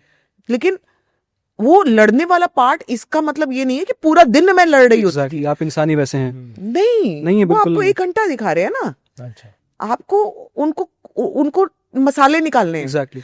एक तरफ मैं लड़ रही हूँ, एक तरफ उसी बंदे के साथ जाके मैं गले लग गई, बीच का दिखाया नहीं। तो कह रही है पागल भी है क्या, ये संभावना पागल भी है यार, क्योंकि अभी लड़ रही थी, अभी देख पीछे से आई है और गले लग के और उसकी गोद में लेटी हुई है। तो आपने क्योंकि बीच का दिखाया नहीं ना कि वो उसने आके मुझे सॉरी भी बोला होगा, या मैंने कहा होगा चल जाने भी दे, अब जाने देते हैं यार, आगे बढ़ते हैं। वो दिखाया ही नहीं, मैं पागल साइको निकल के आ रही हूं। अब आप अगर इस इंटरव्यू को अपने क्वेश्चन काट दो तो मैं साइको ही निकल के आऊंगी। मैं इन एनी के साइको निकल के आती हूँ इंटरव्यूज में। तो अगर आपने क्वेश्चंस काट दिए हाँ, तो बिग बॉस बन yes, जाएगा। वही बन जाएगा। हाँ, अभी आपके पहले जी ये जो इंटरव्यू की जो पहला वो एक प्रोमो निकलता है ना, हाँ, आपने यही सब डालना है। लोगों को लगेगा ये तो साइको है, let's watch it. You know the game, इसलिए यू नो द गेम, यही होता है। Let's watch it. हाँ। तो मैं कुछ ऐसा वाला भी दे देती हूँ कि ये देखो मेरी नई चप्पल, लेकिन मैंने आपको दिखाई है नई चप्पल। लेकिन उनको लग रहा है इंटरव्यू में मार रही है दिनेश को। और दे दो ना, एक बार दे डालेंगे। कि- प्रोमो में डालते कि आप ये बन गया थंबनेल, बन गया। तो ये है, यही है खेल। बस आपको मिल गया आपका। राइट। संभावना का मैंने आया कुछ किया गुस्सा, ही नहीं। दिनेश संभावना पड़ी। को, हाँ, हिंदी रश वालों पे ही कर दिया वार टाइप्स। बना दो इसका, लेकिन ऐसा थंबनेल मत कर देना, नहीं। अपने उसमें बनाना, प्रोमो में। संभावना, दोस्ती की बात की आपने, मैं जानना चाहूंगा इंडस्ट्री में क्या सच में दोस्त मिलते हैं? नहीं हाँ? नहीं, कैसे मिलेंगे ना। जो लिपस्टिक मैं लगा रही हूँ वो दूसरी वाली भी वही लगा रही है, लेकिन जज इस पे ज्यादा अच्छी रही है। मैं कैसे बर्दाश्त करूं? इतनी इनसिक्योरिटी होती है? अरे यार क्या बात कर रहे हो, खतरनाक इनसिक्योरिटीज होती हैं। क्यों, ऐसा क्यों होता है? लड़कियों पे ज्यादा होती हैं। लड़के शायद दिखाते नहीं है, आपने ओ भाई ये तू मेरा भाई, तू मेरा भाई। नहीं, ऑनेस्टली शायद होता होगा, I don't know, but men are still better at least. या तो ज्यादा होती नहीं है उनमें इनसिक्योरिटी, वो दिखाते नहीं है। ये मैंने अविनाश में देखी है। मैं जब भी देखती हूँ हाँ भाई भाई भाई भाई भाई भाई, मैं तो कुछ मैंने कभी अविनाश के मुंह से कभी किसी के बारे में ऐसा सुना नहीं है कि ये जो है ना, इसको भाई तो कह रहा हूँ लेकिन मैं मानता नहीं हूँ कुछ भी, ऐसा नहीं सुना मैंने कभी भी। अविनाश बहुत सुलझा हुआ है। तो मैं जब मेन की बात करेंगे तो मेन इन माई लाइफ ना, राइट, मैं उनकी बात करूंगी तो मैंने उनको इनसिक्योर नहीं देखा, इंक्लूडिंग माई हस्बैंड। लड़कियों को तो यार मैंने मेरे साथी थे, मुझे पता ही नहीं है कि वो क्यों जल रही हैं, मेरा ठुमका ज्यादा अच्छा लग गया था, तेरे से ज्यादा अच्छा लग गया था, ले अब मैं तेरे को कटवाती हूँ। तो यार ये वाली तो होती है, आपको अच्छा सॉन्ग मिला है या फिर अच्छा आपका नाम हो रहा है, जो साथ में है जिनका नहीं हो पा रहा है, वो किसी भी तरीके से करने की कोशिश कर रही हैं। मैं किसी तरीके से बात कर रही हूँ, जो तरीका नहीं होना चाहिए उस तरीके से भी वो करने की कोशिश कर रही है, पर उनका नहीं हो रहा है जी। तो obviously they would get jealous. आपने भोजपुरी इंडस्ट्री में काम किया, मैंने एक चीज़ ऑब्जर्व की है, I might be wrong here, कि मैंने देखा है कि एकमात्र ऐसी इंडस्ट्री है जी, अनफॉर्चुनेटली जहाँ लड़कियाँ जो फीमेल एक्ट्रेस हैं वो दूसरी फीमेल एक्ट्रेस के लिए बहुत बुरे शब्दों का मैंने उपयोग करते हुए पब्लिक प्लेटफॉर्म पर देखा है। मैंने यहाँ भी देखा है, बट यहाँ पब्लिक प्लेटफॉर्म पे कोई महिला दूसरी महिला के लिए इतना बुरा नहीं बोलती है। वहाँ मैं देखा सपोर्ट बहुत कम करती हैं एक्ट्रेस एक दूसरे को। सच में ऐसा होता है वहाँ पे? देखो क्या होता है भोजपुरी इंडस्ट्री में ना, एक तो इंडस्ट्री बहुत बड़ी नहीं है, छोटी सी इंडस्ट्री है। ले देके मान के चलते हैं 4 से 5 सुपरस्टार है, ठीक है, ओके 4 सुपरस्टार है, ठीक है। वो 4 सुपरस्टार मतलब वो फिर वही है 4 सुपरस्टार, उनके अलावा फिर किसी की काउंटिंग नहीं है, ओके। ओके। अब एक लड़की का टांका भिड़ गया, चाह रही थी दूसरी, तीसरी भी जा रही थी, वो 4 ही तो है ना, वो कितने अच्छा, एक अनार 100 4, अनार। हाँ मतलब 4 तो लग गए काम पे, 4 उनके पीछे है, 4 उनके पीछे, 4 उनके उसको भी, लेकिन वो भी तो टैलेंटेड है ना, वो भी तो टैलेंटेड है, वो क्या करे, क्योंकि ये शायद कम टैलेंटेड थी, लेकिन क्योंकि उनसे टांका भिड़ गया, काम मिल गया इनको। लेकिन जो इनके पीछे एक्चुअली टैलेंटेड बैठी हैं उनको नहीं मिल पाएगा, तो इस वजह से। आपने जो एक टर्म यूज किया टाका भिड़ना, क्या टाका भिड़ने से काम मिलता है वहां पे? क्या वो इस तरह वर्क करती है इंडस्ट्री? देखो मैं मेरी बात कहूंगी तो भोजपुरी फिल्म इंडस्ट्री में मेरा या तो कोई मैं किसी को भाई बोलती हूँ या दोस्त बोलती हूँ, क्योंकि या तो मुझसे कम एज वाले हैं, जैसे पवन हो गया या फिर खेसारी हो गया, खेसारी तो बिल्कुल ही मतलब मैं भाई बोलती हूँ उसको, वो बहन बोलता है, दीदी बोलता है मुझे जी। क्या हो जाता है ना, मैं बाकियों की बात कर रही थी कि कहाँ पे थे हम लोग कि किस तरह वर्क टाका भिड़ना जरूरी होता है, काम नहीं मिलेगा आपको। तो क्या हो जाता है यार, ये बहुत ज्यादा इस इंडस्ट्री में ना ओपन हो गई हैं चीजें, कि हमें कुछ नहीं चाहिए, लेकिन अगर नहीं मिलेगी तो नहीं काम मिलेगा। अच्छा, हमें कुछ नहीं चाहिए, हमने तो आपको बोला ही नहीं था। तो वो बेचारी लड़कियां भी क्या करें ना, कोई ऑप्शन नहीं है उनके पास। मैं कह रही हूँ मैं ये काम नहीं करूंगी, मैं यहाँ पे काम करने आई हूँ, मैं फालतू की चीजें नहीं करूंगी। किधर है काम मेरे पास, किधर है काम मेरे पास? क्योंकि आप फालतू की चीजें नहीं कर रही। बहुत डिटेलिंग में नहीं जाके कुछ लड़कियों ने अति मचाई भी है। अच्छा, एक होता है कि कुछ लड़कियों की ये वो रही, कहते हैं ना मतलब ना चाहते हुए भी करना पड़ा जी, क्यों, वो बेचारी क्या करती, मैं उनके सपोर्ट में बात कर रही हूँ जी, वो क्या करती, क्योंकि वो तो कह नहीं रहे हैं आपको, कोई कुछ कह नहीं रहा है आपको, हमने तो कहा ही नहीं कैसी बातें कर रहे हो आप पे, वो सेफ रहेगा। हाँ, हमने तो आपको कहा ही नहीं है आपको ये करना है, ये क्यों ऐसे बात कर रही है, क्योंकि आप कह नहीं रहे हो लेकिन चाह वही रहे हो। अब वो भी बेचारी कुछ कह नहीं सकती है, लेकिन करना उसको वही पड़ेगा। देख लो रिजल्ट आपके सामने है। Bhojpuri industry has been down in dumps, कहते हैं ना, ये बहुत बड़ा एक रीजन है। आदमियों के अलावा भी रियल टैलेंटेड लड़कियां हैं जिनको मौके मिलने चाहिए, वो इस चीज का बेचारी बहुत शिकार हो जाती हैं। जो हो जाती हैं उनको 2-3 फिल्में मिलती हैं, क्योंकि उसके बाद फिर बात दूसरी कतार में और भी है ना। अब जहां आपके पास पूरी लाइन भर के हैं तो आप कहते हो यार हम क्या करें, लड़कियां खुद ही कूद रही है हम पे। हम्म, ये भी बात सही है, बिल्कुल। ये भी बात सही है कि मैं ना अगर दिनेश को पटा लूं ना, तुम दिनेश, वो दिनेश नहीं अपना, तो मेरा काम बच जाएगा यार। अब मैं भी तो यही सोच रही हूँ। अब दिनेश के पास ऑलरेडी कोई है जो यहाँ पे पॉडकास्ट एक और कर रही है, कैसे उसको हटाऊं? मेरे भी तो अंदर वही चल रहा है, लेकिन मेरी भी मजबूरी है कि मैं ये कर रही हूँ। अगर दिनेश के बारे में ये बात फेमस होती, दिनेश, मैं दिनेश की बात जब कर रही हूँ, या फिर हर्ष के बारे में ये बात फेमस होती कि हर्ष कुछ भी करेगा लेकिन वो बड़ा नो नॉनसेंस बंदा है, वो अगर आप टैलेंटेड हो तो काम आपको देगा, सुपरस्टार है लेकिन काम आपको देगा वो, लेकिन ये सारी बातें आप कर नहीं सकते। तो कितनी भली बात हो जाती, कितनी उन लड़कियों का भला हो जाता जो जेन्युइनली काम करना चाह रही हैं। So with all due respect to everyone, and I love each and everyone. कई लड़कियां भी गलत हैं, ऐसा नहीं मैं बोल रही हूँ, और कई फिर ये स्टार्स भी गलत हैं, लेकिन मेजॉरिटी में मैं यही बोलूंगी कि लड़कियां रियल में टैलेंटेड हैं, उनको वो मौका नहीं मिल रहा है। और आई थिंक, सॉरी मैं आपको बीच में हाँ इंटरप्ट कर रहा हूँ, ये क्या यही रीज़न है कि वहाँ जो काम हो रहा है वो बहुत बिलो एवरेज हो रहा है? सॉरी टू से, जो काम हो रहा है वहाँ पे, क्योंकि आपने बताया कि जो मेन रीज़न है कि वहाँ काम नीचे हो रहा है क्योंकि जो 4-5 जो भी टॉप के लोग हैं, हाँ। उनके पास कतार में और लड़कियाँ हैं, हाँ। और क्योंकि वो लस्ट बेस्ड इंडस्ट्री है, क्योंकि जो चीज़ें वहाँ पे हो रही हैं, जैसे गानों के नाम से लेके हर चीज़ में एक कमर्शियल लस्ट वाला पार्ट लपेट के बेचा जा रहा है वो उसमें। तो है ही, अब वो तो ऑल द मोर हो चुका है। तो ये मतलब ये तो हम दूसरे टॉपिक पे आ गए। पर कभी सही होगा आपके हिसाब से ये? क्या मैं एक फिल्म है नदिया के पार, भोजपुरी इंडस्ट्री, यार ये नहीं ये बनेगा जो एग्जाम्पल आप दे रहे हो, जी? ये क्या उनको नहीं पता? बिल्कुल। या मुझसे पूछ रहे हो जो फिलहाल भोजपुरी इंडस्ट्री में काम ही नहीं कर रहा? जी। मैं एक गाना लेके आई थी अपना लास्ट ईयर अपने ही चैनल पे, Bhojpuri, hmm, and it did very well.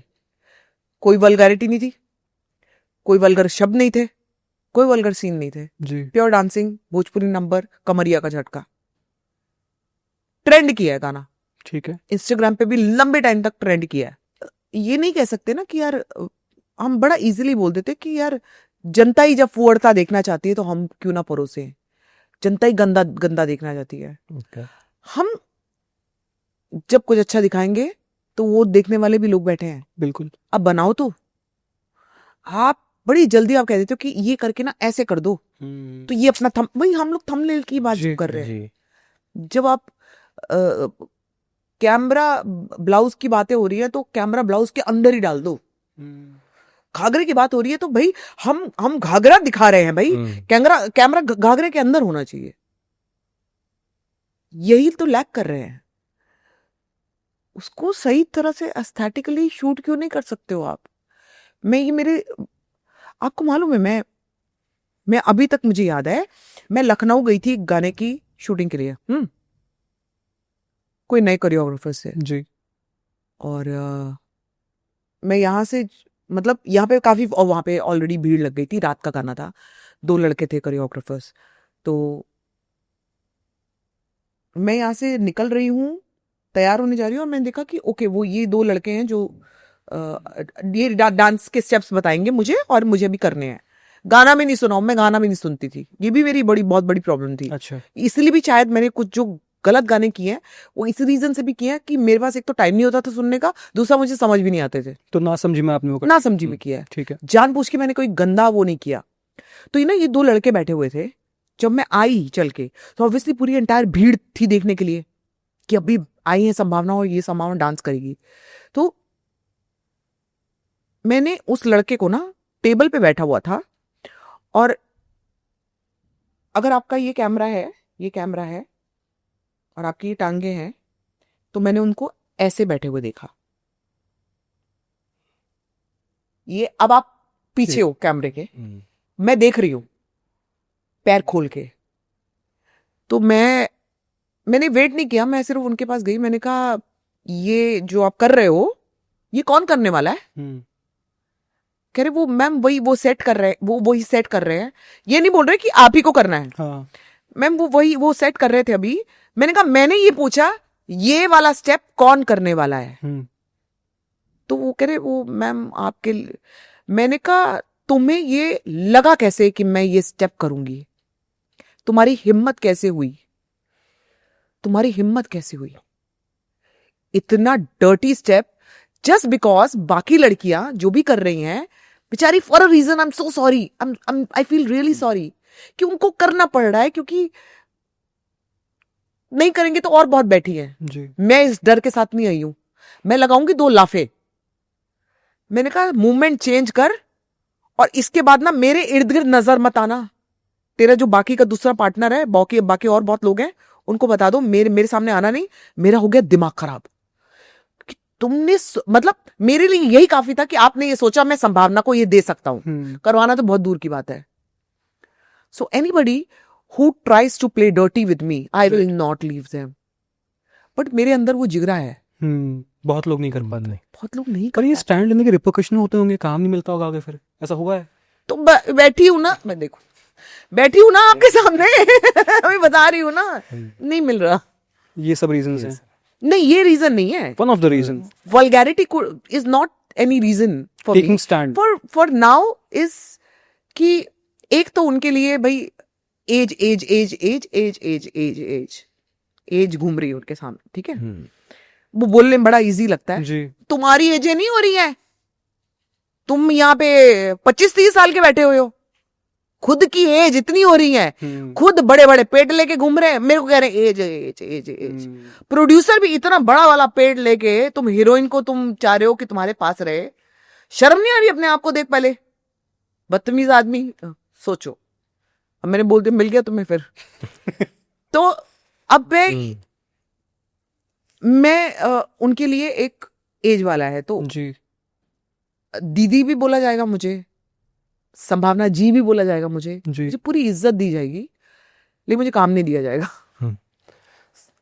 क्योंकि ऐसा नहीं है कि उनको पता है कि ये वो नहीं करेगी, दूसरा कि अगर हम बोल दिए तो क्या होगा, अगर ऐसी बात बोल भी दी तो क्या होगा। तो यार ये तो मेरे लिए तो देखो, मैं इसलिए भी बोल रही हूँ ना कि ये लोग मेरे दोस्त हैं, बडीज हैं। अच्छा, और मैं इनसे बहुत प्यार करती हूँ। आप मुझसे जब जेन्युइनली पूछोगे ना, मैं खेसारी को बहुत प्यार करती हूँ, पवन को मतलब वो पगला है, बहुत प्यार करती हूँ। अच्छा, बट देन आपको मालूम है, मैंने ऐसा नहीं कि मैंने जैसे पवन बहुत, मैं भी बहुत प्यार करती हूँ पवन को, और ऐसा मुझे भी लगता है कि पवन मुझे बहुत प्यार करता है, और मुझे दोस्त बोलता है और मुझे लड़का बोलता है वो। अच्छा, तुम लड़का ही हो, तुम साला कुछ भी बोल देती हो। तो मैं मेरा उनके साथ वो इक्वेशन है, तो वो कैसे ही वैसे भी ऐसी बात कैसे ही बोलेंगे जी, लेकिन ऐसा नहीं है कि मैंने पवन को बीच में एक बार ऐसा नहीं बोला कि पवन एक गाना करते हैं साथ में। मैं जब मैं मूड में आई थी ना, जब मैं थोड़ा सा अपनी प्रॉब्लम से जब उठी थी, जी, जब ऑल दीज इश्यूज जो हम लोग बात कर रहे थे, जी, मैंने पवन से मिली भी थी और मैंने पवन को बोला भी था, पवन एक गाना करते हैं। ए बेटा, गाना करना ही है, बोल दिया तो बोल दिया। संभावना ने एक बार बोल दिया, इस बात को 1.5 साल तो हो गए। वो किधर है मेरे को पता नहीं है। आपने फॉलो अप नहीं किया उनसे? यार मेरे दोस्त है, मैं बार बार नहीं बोल सकती ये चीज ना, ये तो अंडरस्टूड है, ये वो नहीं कर रहा है। टेस्ट के बाद रिमाइंडर चला जाएगा। नहीं बात रिमाइंडर की नहीं है, अरे उसको कैसे नहीं पता, संभावना कन्विक्शन से कहा कि अभी करना है। अब तो मैं और ऑल द मोर मैं अपने आप को बहुत ही 3 महीने से डाइट करके अपने आप को पतला कर रही हूँ, और जितना भी मेरा वो जो प्रेगनेंसी वाला वेट था वो सब निकाल दिया मैंने, अभी काफी और भी वर्कआउट कर रही हूँ। जी, डांसर मैं हमेशा से थी, जी, सो दे ऑल नो दैट कि हम एक बार कहें ऑनेस्टली, अगर मैं ये बात खेसारी को बोलूं, जो कि मैं कभी नहीं बोलती, लेकिन मैं ये आपको डंके की चोट पे बोल सकती हूँ, अगर मैंने खेसारी को बोला भाई ये गाना करना है मेरे साथ, और यही बात बोल के भाई गाना करना है, वो कहेगा आ जाओ दीदी, कर लेगा, तैयार करता हूँ गाना, दीदी आ जाओ, कब करना है, अच्छा गाना लाते हैं। क्योंकि मैं आपको बता दूं, मेरी मेरा जब गाना रिलीज हुआ था तो खेसारी ऐसा बंदा था जो कि शायद एक रील के 6-7 लाख तो लेता ही होगा एक रील बनाने के। उसने बोला दीदी आ जाओ इधर, घर पे रील बनाते हैं। मेरी रील सबसे पहली खेसारी ने, मेरा गाना देख लेना, सबसे पहली जो रील जब मेरी सोशल मीडिया पे आई थी वो खेसारी के साथ थी। सो खेसारी ऐसा बंदा है, खेसारी ने हमेशा अगर वो बोला है ना मुझे तो उसने वो निभाया भी है। पवन बहुत प्यारा है लेकिन थोड़ा कान का कच्चा है वो अगर जैसे सब अच्छी बातें हो गई लेकिन पवन के साइड पे आके बोल देना नहीं याद हो नहीं लेना है भाई, नहीं काम करेंगे इनके साथ। मैं कहती हूँ क्यों सुनते हो यार दूसरे की बातें यार, तुम्हें पता है तुम्हारी दोस्त हूं, तुम्हें पता है ये बंदा तुम्हारा दोस्त है, क्यों सुन रहे हो? कान भरने वाले लोग भी तो बहुत है ना इधर, क्या करे, क्या करोगे? Unfortunately Dinesh is one person, Dinesh Lal Yadav की बात कर रही हूं। मैं जितनी उसकी रिस्पेक्ट दिल से करती हूँ, जितना प्यार मैं उसको दिल से करती हूँ, इतना मैं किसी को नहीं करती। एंड ऑब्वियसली बीच में मिसअंडरस्टैंडिंग तो नहीं थी जी, लेकिन अंडरस्टैंडिंग के चलते वी अनफॉलोड ईच अदर। अच्छा, हाँ जी, अंडरस्टैंडिंग के चलते अंडरस्टैंडिंग माने कुछ चीजें शायद मैंने सोशल प्लेटफॉर्म पे बोल दी जो कि बहुत डायरेक्ट थी और टुवर्ड्स दिनेश ओनली। हाँ ओके, मतलब दिनेश उसमें आ गया बात में, उस बात में आ गया। मैं कभी भी नहीं लाना चाहती थी।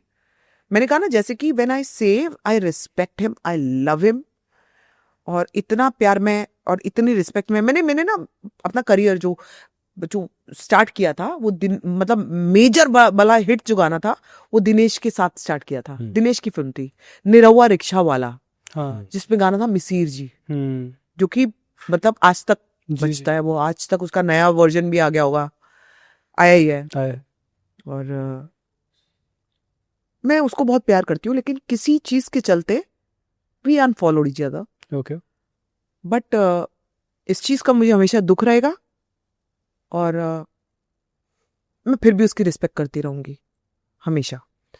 जी, आई थिंक तभी ये लोग टॉप पे हैं। बट हैविंग सेड दैट, आपने जितना काम भोजपुरी में किया, आपने इतना काम यहाँ भी किया है, आपने अच्छा काम ही किया है। बट एक अनफॉर्चुनेट किस्सा और हुआ था आपके साथ। यार बड़े सारे हुए हैं, कौन कौन से याद दिलाओगे? कि आपने यहाँ कुछ शूट किया था, वो फिल्म आ गई और आपने देखा कि वो गाना शूट हो चुका है पर उसमें चेहरा कोई और है। हाँ, अच्छा, यस। ये जब फिल्म आने वाली थी, अगर आप नाम लेने में कंफर्टेबल हैं, हाँ, वेलकम बैक। तो क्या आपने कन्फेस किया डायरेक्टर के साथ या प्रोड्यूसर के साथ कि ये आपने कभी बात करना भी जरूरत नहीं समझी उस चीज की? जब मैं हुई नहीं, अब मैं बात करके क्या करूंगी? मैंने उस गाने की शूटिंग आई गेस 6-7 दिन की थी और मैं ही थी मेन जी। उस गाने में।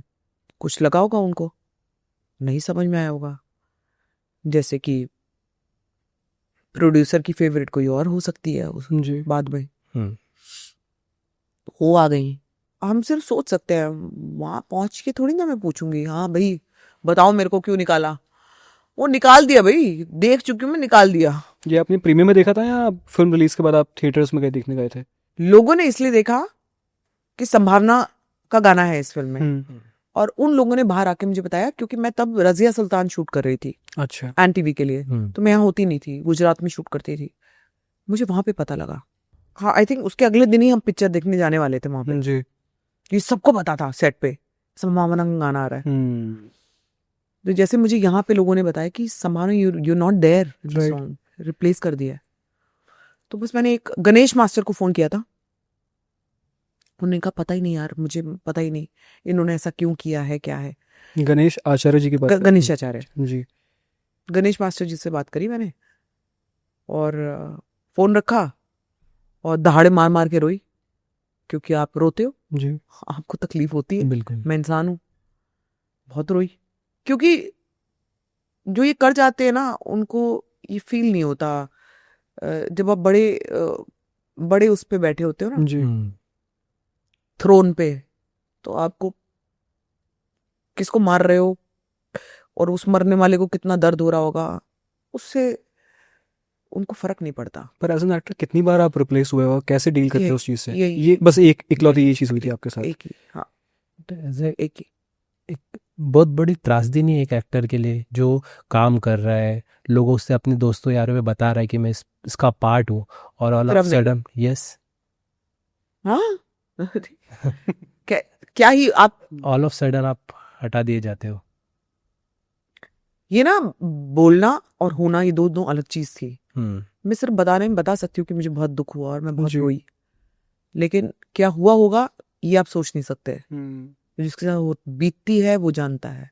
ऐसी चीजें हो जाती हैं लाइफ में। जब आप आगे बढ़ते हो तो इन चीजों को जब आप पीछे मुड़ के देखते हो तो ये लर्निंग्स भी होती हैं, एक्सपीरियंस भी होते हैं, और यही चीजें आपको तरोड़ मरोड़ के एक बेहतर इंसान बनाती है या नहीं बनाती। आप पीछे से गंद लेके आए हो, बहुत गंदी चीजें देखते हुए आए हो, जी आए हो। अब फाइनली मोल्ड होने का टाइम आ गया है आपका।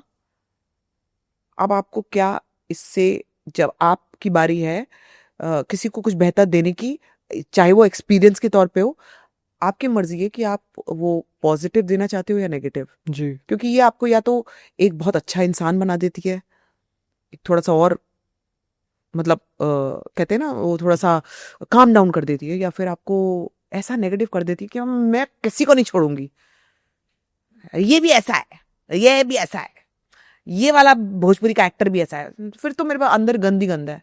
कुछ चीजें जैसे मेरे साथ भी कुछ ऐसे जैसे इंसिडेंट्स हुए होंगे, जी लेकिन मैं उनको ना गलत उसमें नहीं देखती, मैं उससे सीखती हूँ, और मैं इसको आगे को अगर किसी को मुझे बताना हो तो मैं उसकी हेल्प करती हूँ, हम्म। अगर कोई लेना चाहे तो। जी कितना बुलवाए हो यार मुझसे।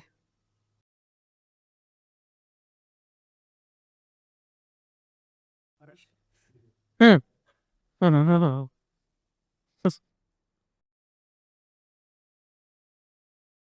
यार मैं निकल जाएगा तो थोड़ी तो ठीक लगूं। काम तो किसी ने देना नहीं है, लेकिन ठीक तो दिखा।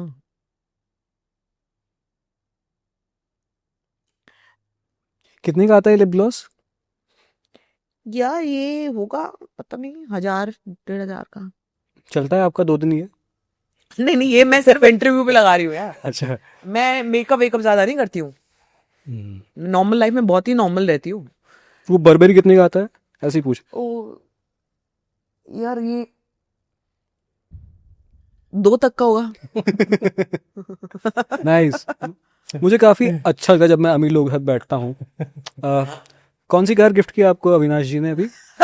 ऐसे ही ना, अब जब बात निकली है तो। है यही है, कौन छोटी सी गाड़ी है, छोटी सी कौन सी? BMW? BMW कौन सी सीरीज?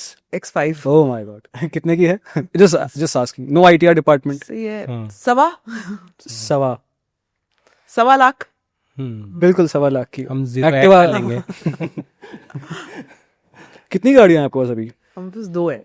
2 हैं। हाँ। एक सवा एक, ये चल रहा है क्या इंटरव्यू? तो बाकी हम यहाँ पे कोई थोड़ी चल। हलवा। 2 गाड़ियां, हम्म, एक अभी ये है हमारी प्यारी, और एक मर्सिडीज है। और घर कितने हैं आपको मुंबई में? घर अब 4 है घर है।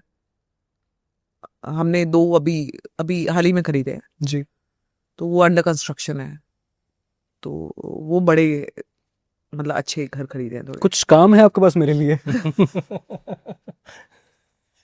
देखो, जो भी काम वाम करके तो सोचो, इतना बोलना और इतनी बकवासें करने के बाद भी चीजें तो बना ली मैंने फिर भी है। काफी सारी बना रही। काफी हाँ, अमेजिंग। कह रही हूँ काम नहीं है, काम नहीं है, यू शुड बी ग्रेटफुल। बकवास कर रही है, गाड़ी में घूम रही है, बकवास कर रही है। नहीं भाई, 2 लाख का बैग। बट ठीक है, I am so happy to see you कि जिस तरीके से आपने अपनी एसेट बिल्डिंग की है, बहुत कम लोग समझदार होते हैं शहर में जो थोड़ा सा इन्वेस्टमेंट कर लें। आपने बहुत समझदारी से अपने that was because of my father. Your father. So मेरा पहला घर जो लिया, तब उस घर की वैल्यू ही जो थी वो ज्यादा। देखो, कल तब 1 लाख भी बहुत बड़ी बात मानी जाती जी। थी। आई एम टॉकिंग अबाउट आज से 20-25 साल पहले। जी तो वो बहुत बड़ी बात मानी जाती थी, 1 लाख। जी 1 लाख देना है। हम्म, तब आई थिंक 18-20 लाख का घर था वो। तब भी देने के लिए ज्यादा पैसे नहीं थे। कितने भोजपुरी गाने के होंगे, कितने भोजपुरी गाने के होंगे। हम्म, तब मुझे फिल्मों से बहुत निकाला जाता था। इसको निकाल दो, बातें वही हैं। तो वो कुछ कर नहीं पाए, अलग बात है, क्योंकि तब पॉपुलर बहुत हो गई थी मैं। वो गानों से मेरा जो पहला घर है ना, वो एक्चुअली भोजपुरी गानों का घर है। अच्छा हाँ, मैंने वहां पे शीशा लगाया हुआ था हम्म, और खूब डांस करती थी कि अगली में ये कमर जाएगी, फिर ये जाएगा, फिर ये वाली अंदाज जाना चाहिए, ये सब करती रहती थी मैं। तो वो पहला घर जो था वो मेरे पापा ने ही करवाया था। जी पापा ने ही सब किया था। मतलब वो मुझे याद है कि कहते हैं ना, रजिस्ट्री से पहले आप वो जो कैश अमाउंट लेके जाते हो, मेरे पापा ऐसे दबा के लेके गए थे। 1-1.5 लाख की था, कुछ था, लेकिन हमारे लिए बहुत बड़ी बात थी यार। तो अब तो वो करोड़ों का हो गया वो घर। ये जो सेकंड घर लिया, इस घर को मैं कहूंगी कि ये था मेरे रियलिटी शोज का घर, या फिर मेरे जितने मैंने शोज किए, लाइव शोज, बहुत मतलब खतरनाक तरीके से करती थी। आती थी जाती थी, आती थी जाती थी। मैंने फालतू स्पेंड नहीं किया था पैसा, जी कि तब मेरे पास ये बर्बरी और एलवी ये नहीं होते थे। तब मैं सिर्फ काम करती थी, काम करती थी, काम करती थी। वो घर मैंने वैसा बनाया। एंड उसके बाद अब ये जो 2 घर हैं, ये इसमें अविनाश का बहुत मेजर रोल है, और मैं कहूंगी अविनाश का ही रोल है। वरना मैं ओके थी कि अब मेरे पास ये वाले घर है ना, क्या है, क्या करना है, अविनाश करना मैं करूंगा। वो 2 उसने बनाए हैं। संभावना जी, मेरी एक ऑब्जर्वेशन है अबाउट लाइफ कि जो जो औरतें लड़कियां घर से बाहर निकलती हैं और वो आउटस्पोकन होती हैं, वो थोड़ा ज़ोर से बात करती हैं, एक्सप्रेसिव होती हैं, और वही लड़कियां जो एक्सप्रेसिव होती हैं, जो लाइफ में अच्छा करती हैं, तो दुनिया उनको टैग्स देती है अलग अलग, गंदे गंदे, कभी किसी चीज़ पे, कभी कैरेक्टर पे, ताकि वो नीचे आए। पर जब मैं उन महिलाओं से मिलता हूँ, मेरा परसेप्शन बदलता है। And that's the beauty of being a host of podcast. Yes. और वही मेरा नज़रिया आज बदला, क्योंकि आपसे आने से पहले आपने को बाहर बहुत शांति थी, लोग आपको एकदम डर के बात कर रहे थे, क्योंकि एक प्री कंसीव नोशन है। पर जब आपसे मिलते हैं तो आप एक दिलदार इंसान हैं, आप एक गिविंग इंसान हैं, और मैं ऐसे बहुत कम लोगों से मिलता हूँ जो अनफिल्टर्ड बात करते हैं, जो दिल में है वही ज़ुबान पे है। तो बहुत बहुत शुक्रिया कि आप आए, समय निकाला। हमने बहुत सारी बात की, आपके मेंटल हेल्थ की, आपकी फैमिली की, कुछ अनफॉर्चुनेट किस्से हुए, आपके करियर की, भोजपुरी इंडस्ट्री की, कोई ऐसी बात जिस पे हम बात करना भूल गए और जो आपके दिल के करीब है, वो बात आपको बात करनी है। This is your time. यार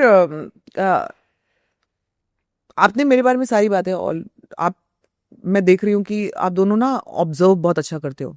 जितनी मैंने बातें करी होंगी, ऑब्वियसली आप मेरी पर्सनालिटी समझ गए हो, जी है ना। और मुझे जैसे मुझे इस बात से कोई फर्क नहीं पड़ता कि आप मेरे बारे में क्या सोच रहे हो एक्चुअली। जी पहले पड़ता था, अब नहीं पड़ता। अब मैं बाहर जाऊंगी और आप मेरे पीछे गाली दे रहे हो, मैं थोड़ी ना सुन रही हूँ। या अगर आप मेरे बारे में अच्छी बातें कर रहे हो, मैं थोड़ी ना सुन रही हूँ। तो मुझे इस बात से कोई फर्क नहीं पड़ता। मुझे जो मेरी बात कहनी है, वो अगर लोगों तक नहीं पहुंच पाए, उससे मुझे फर्क पड़ता है। बिकॉज आई रियली वॉन्ट कि मेरी बात जो है जी वो पहुंचे।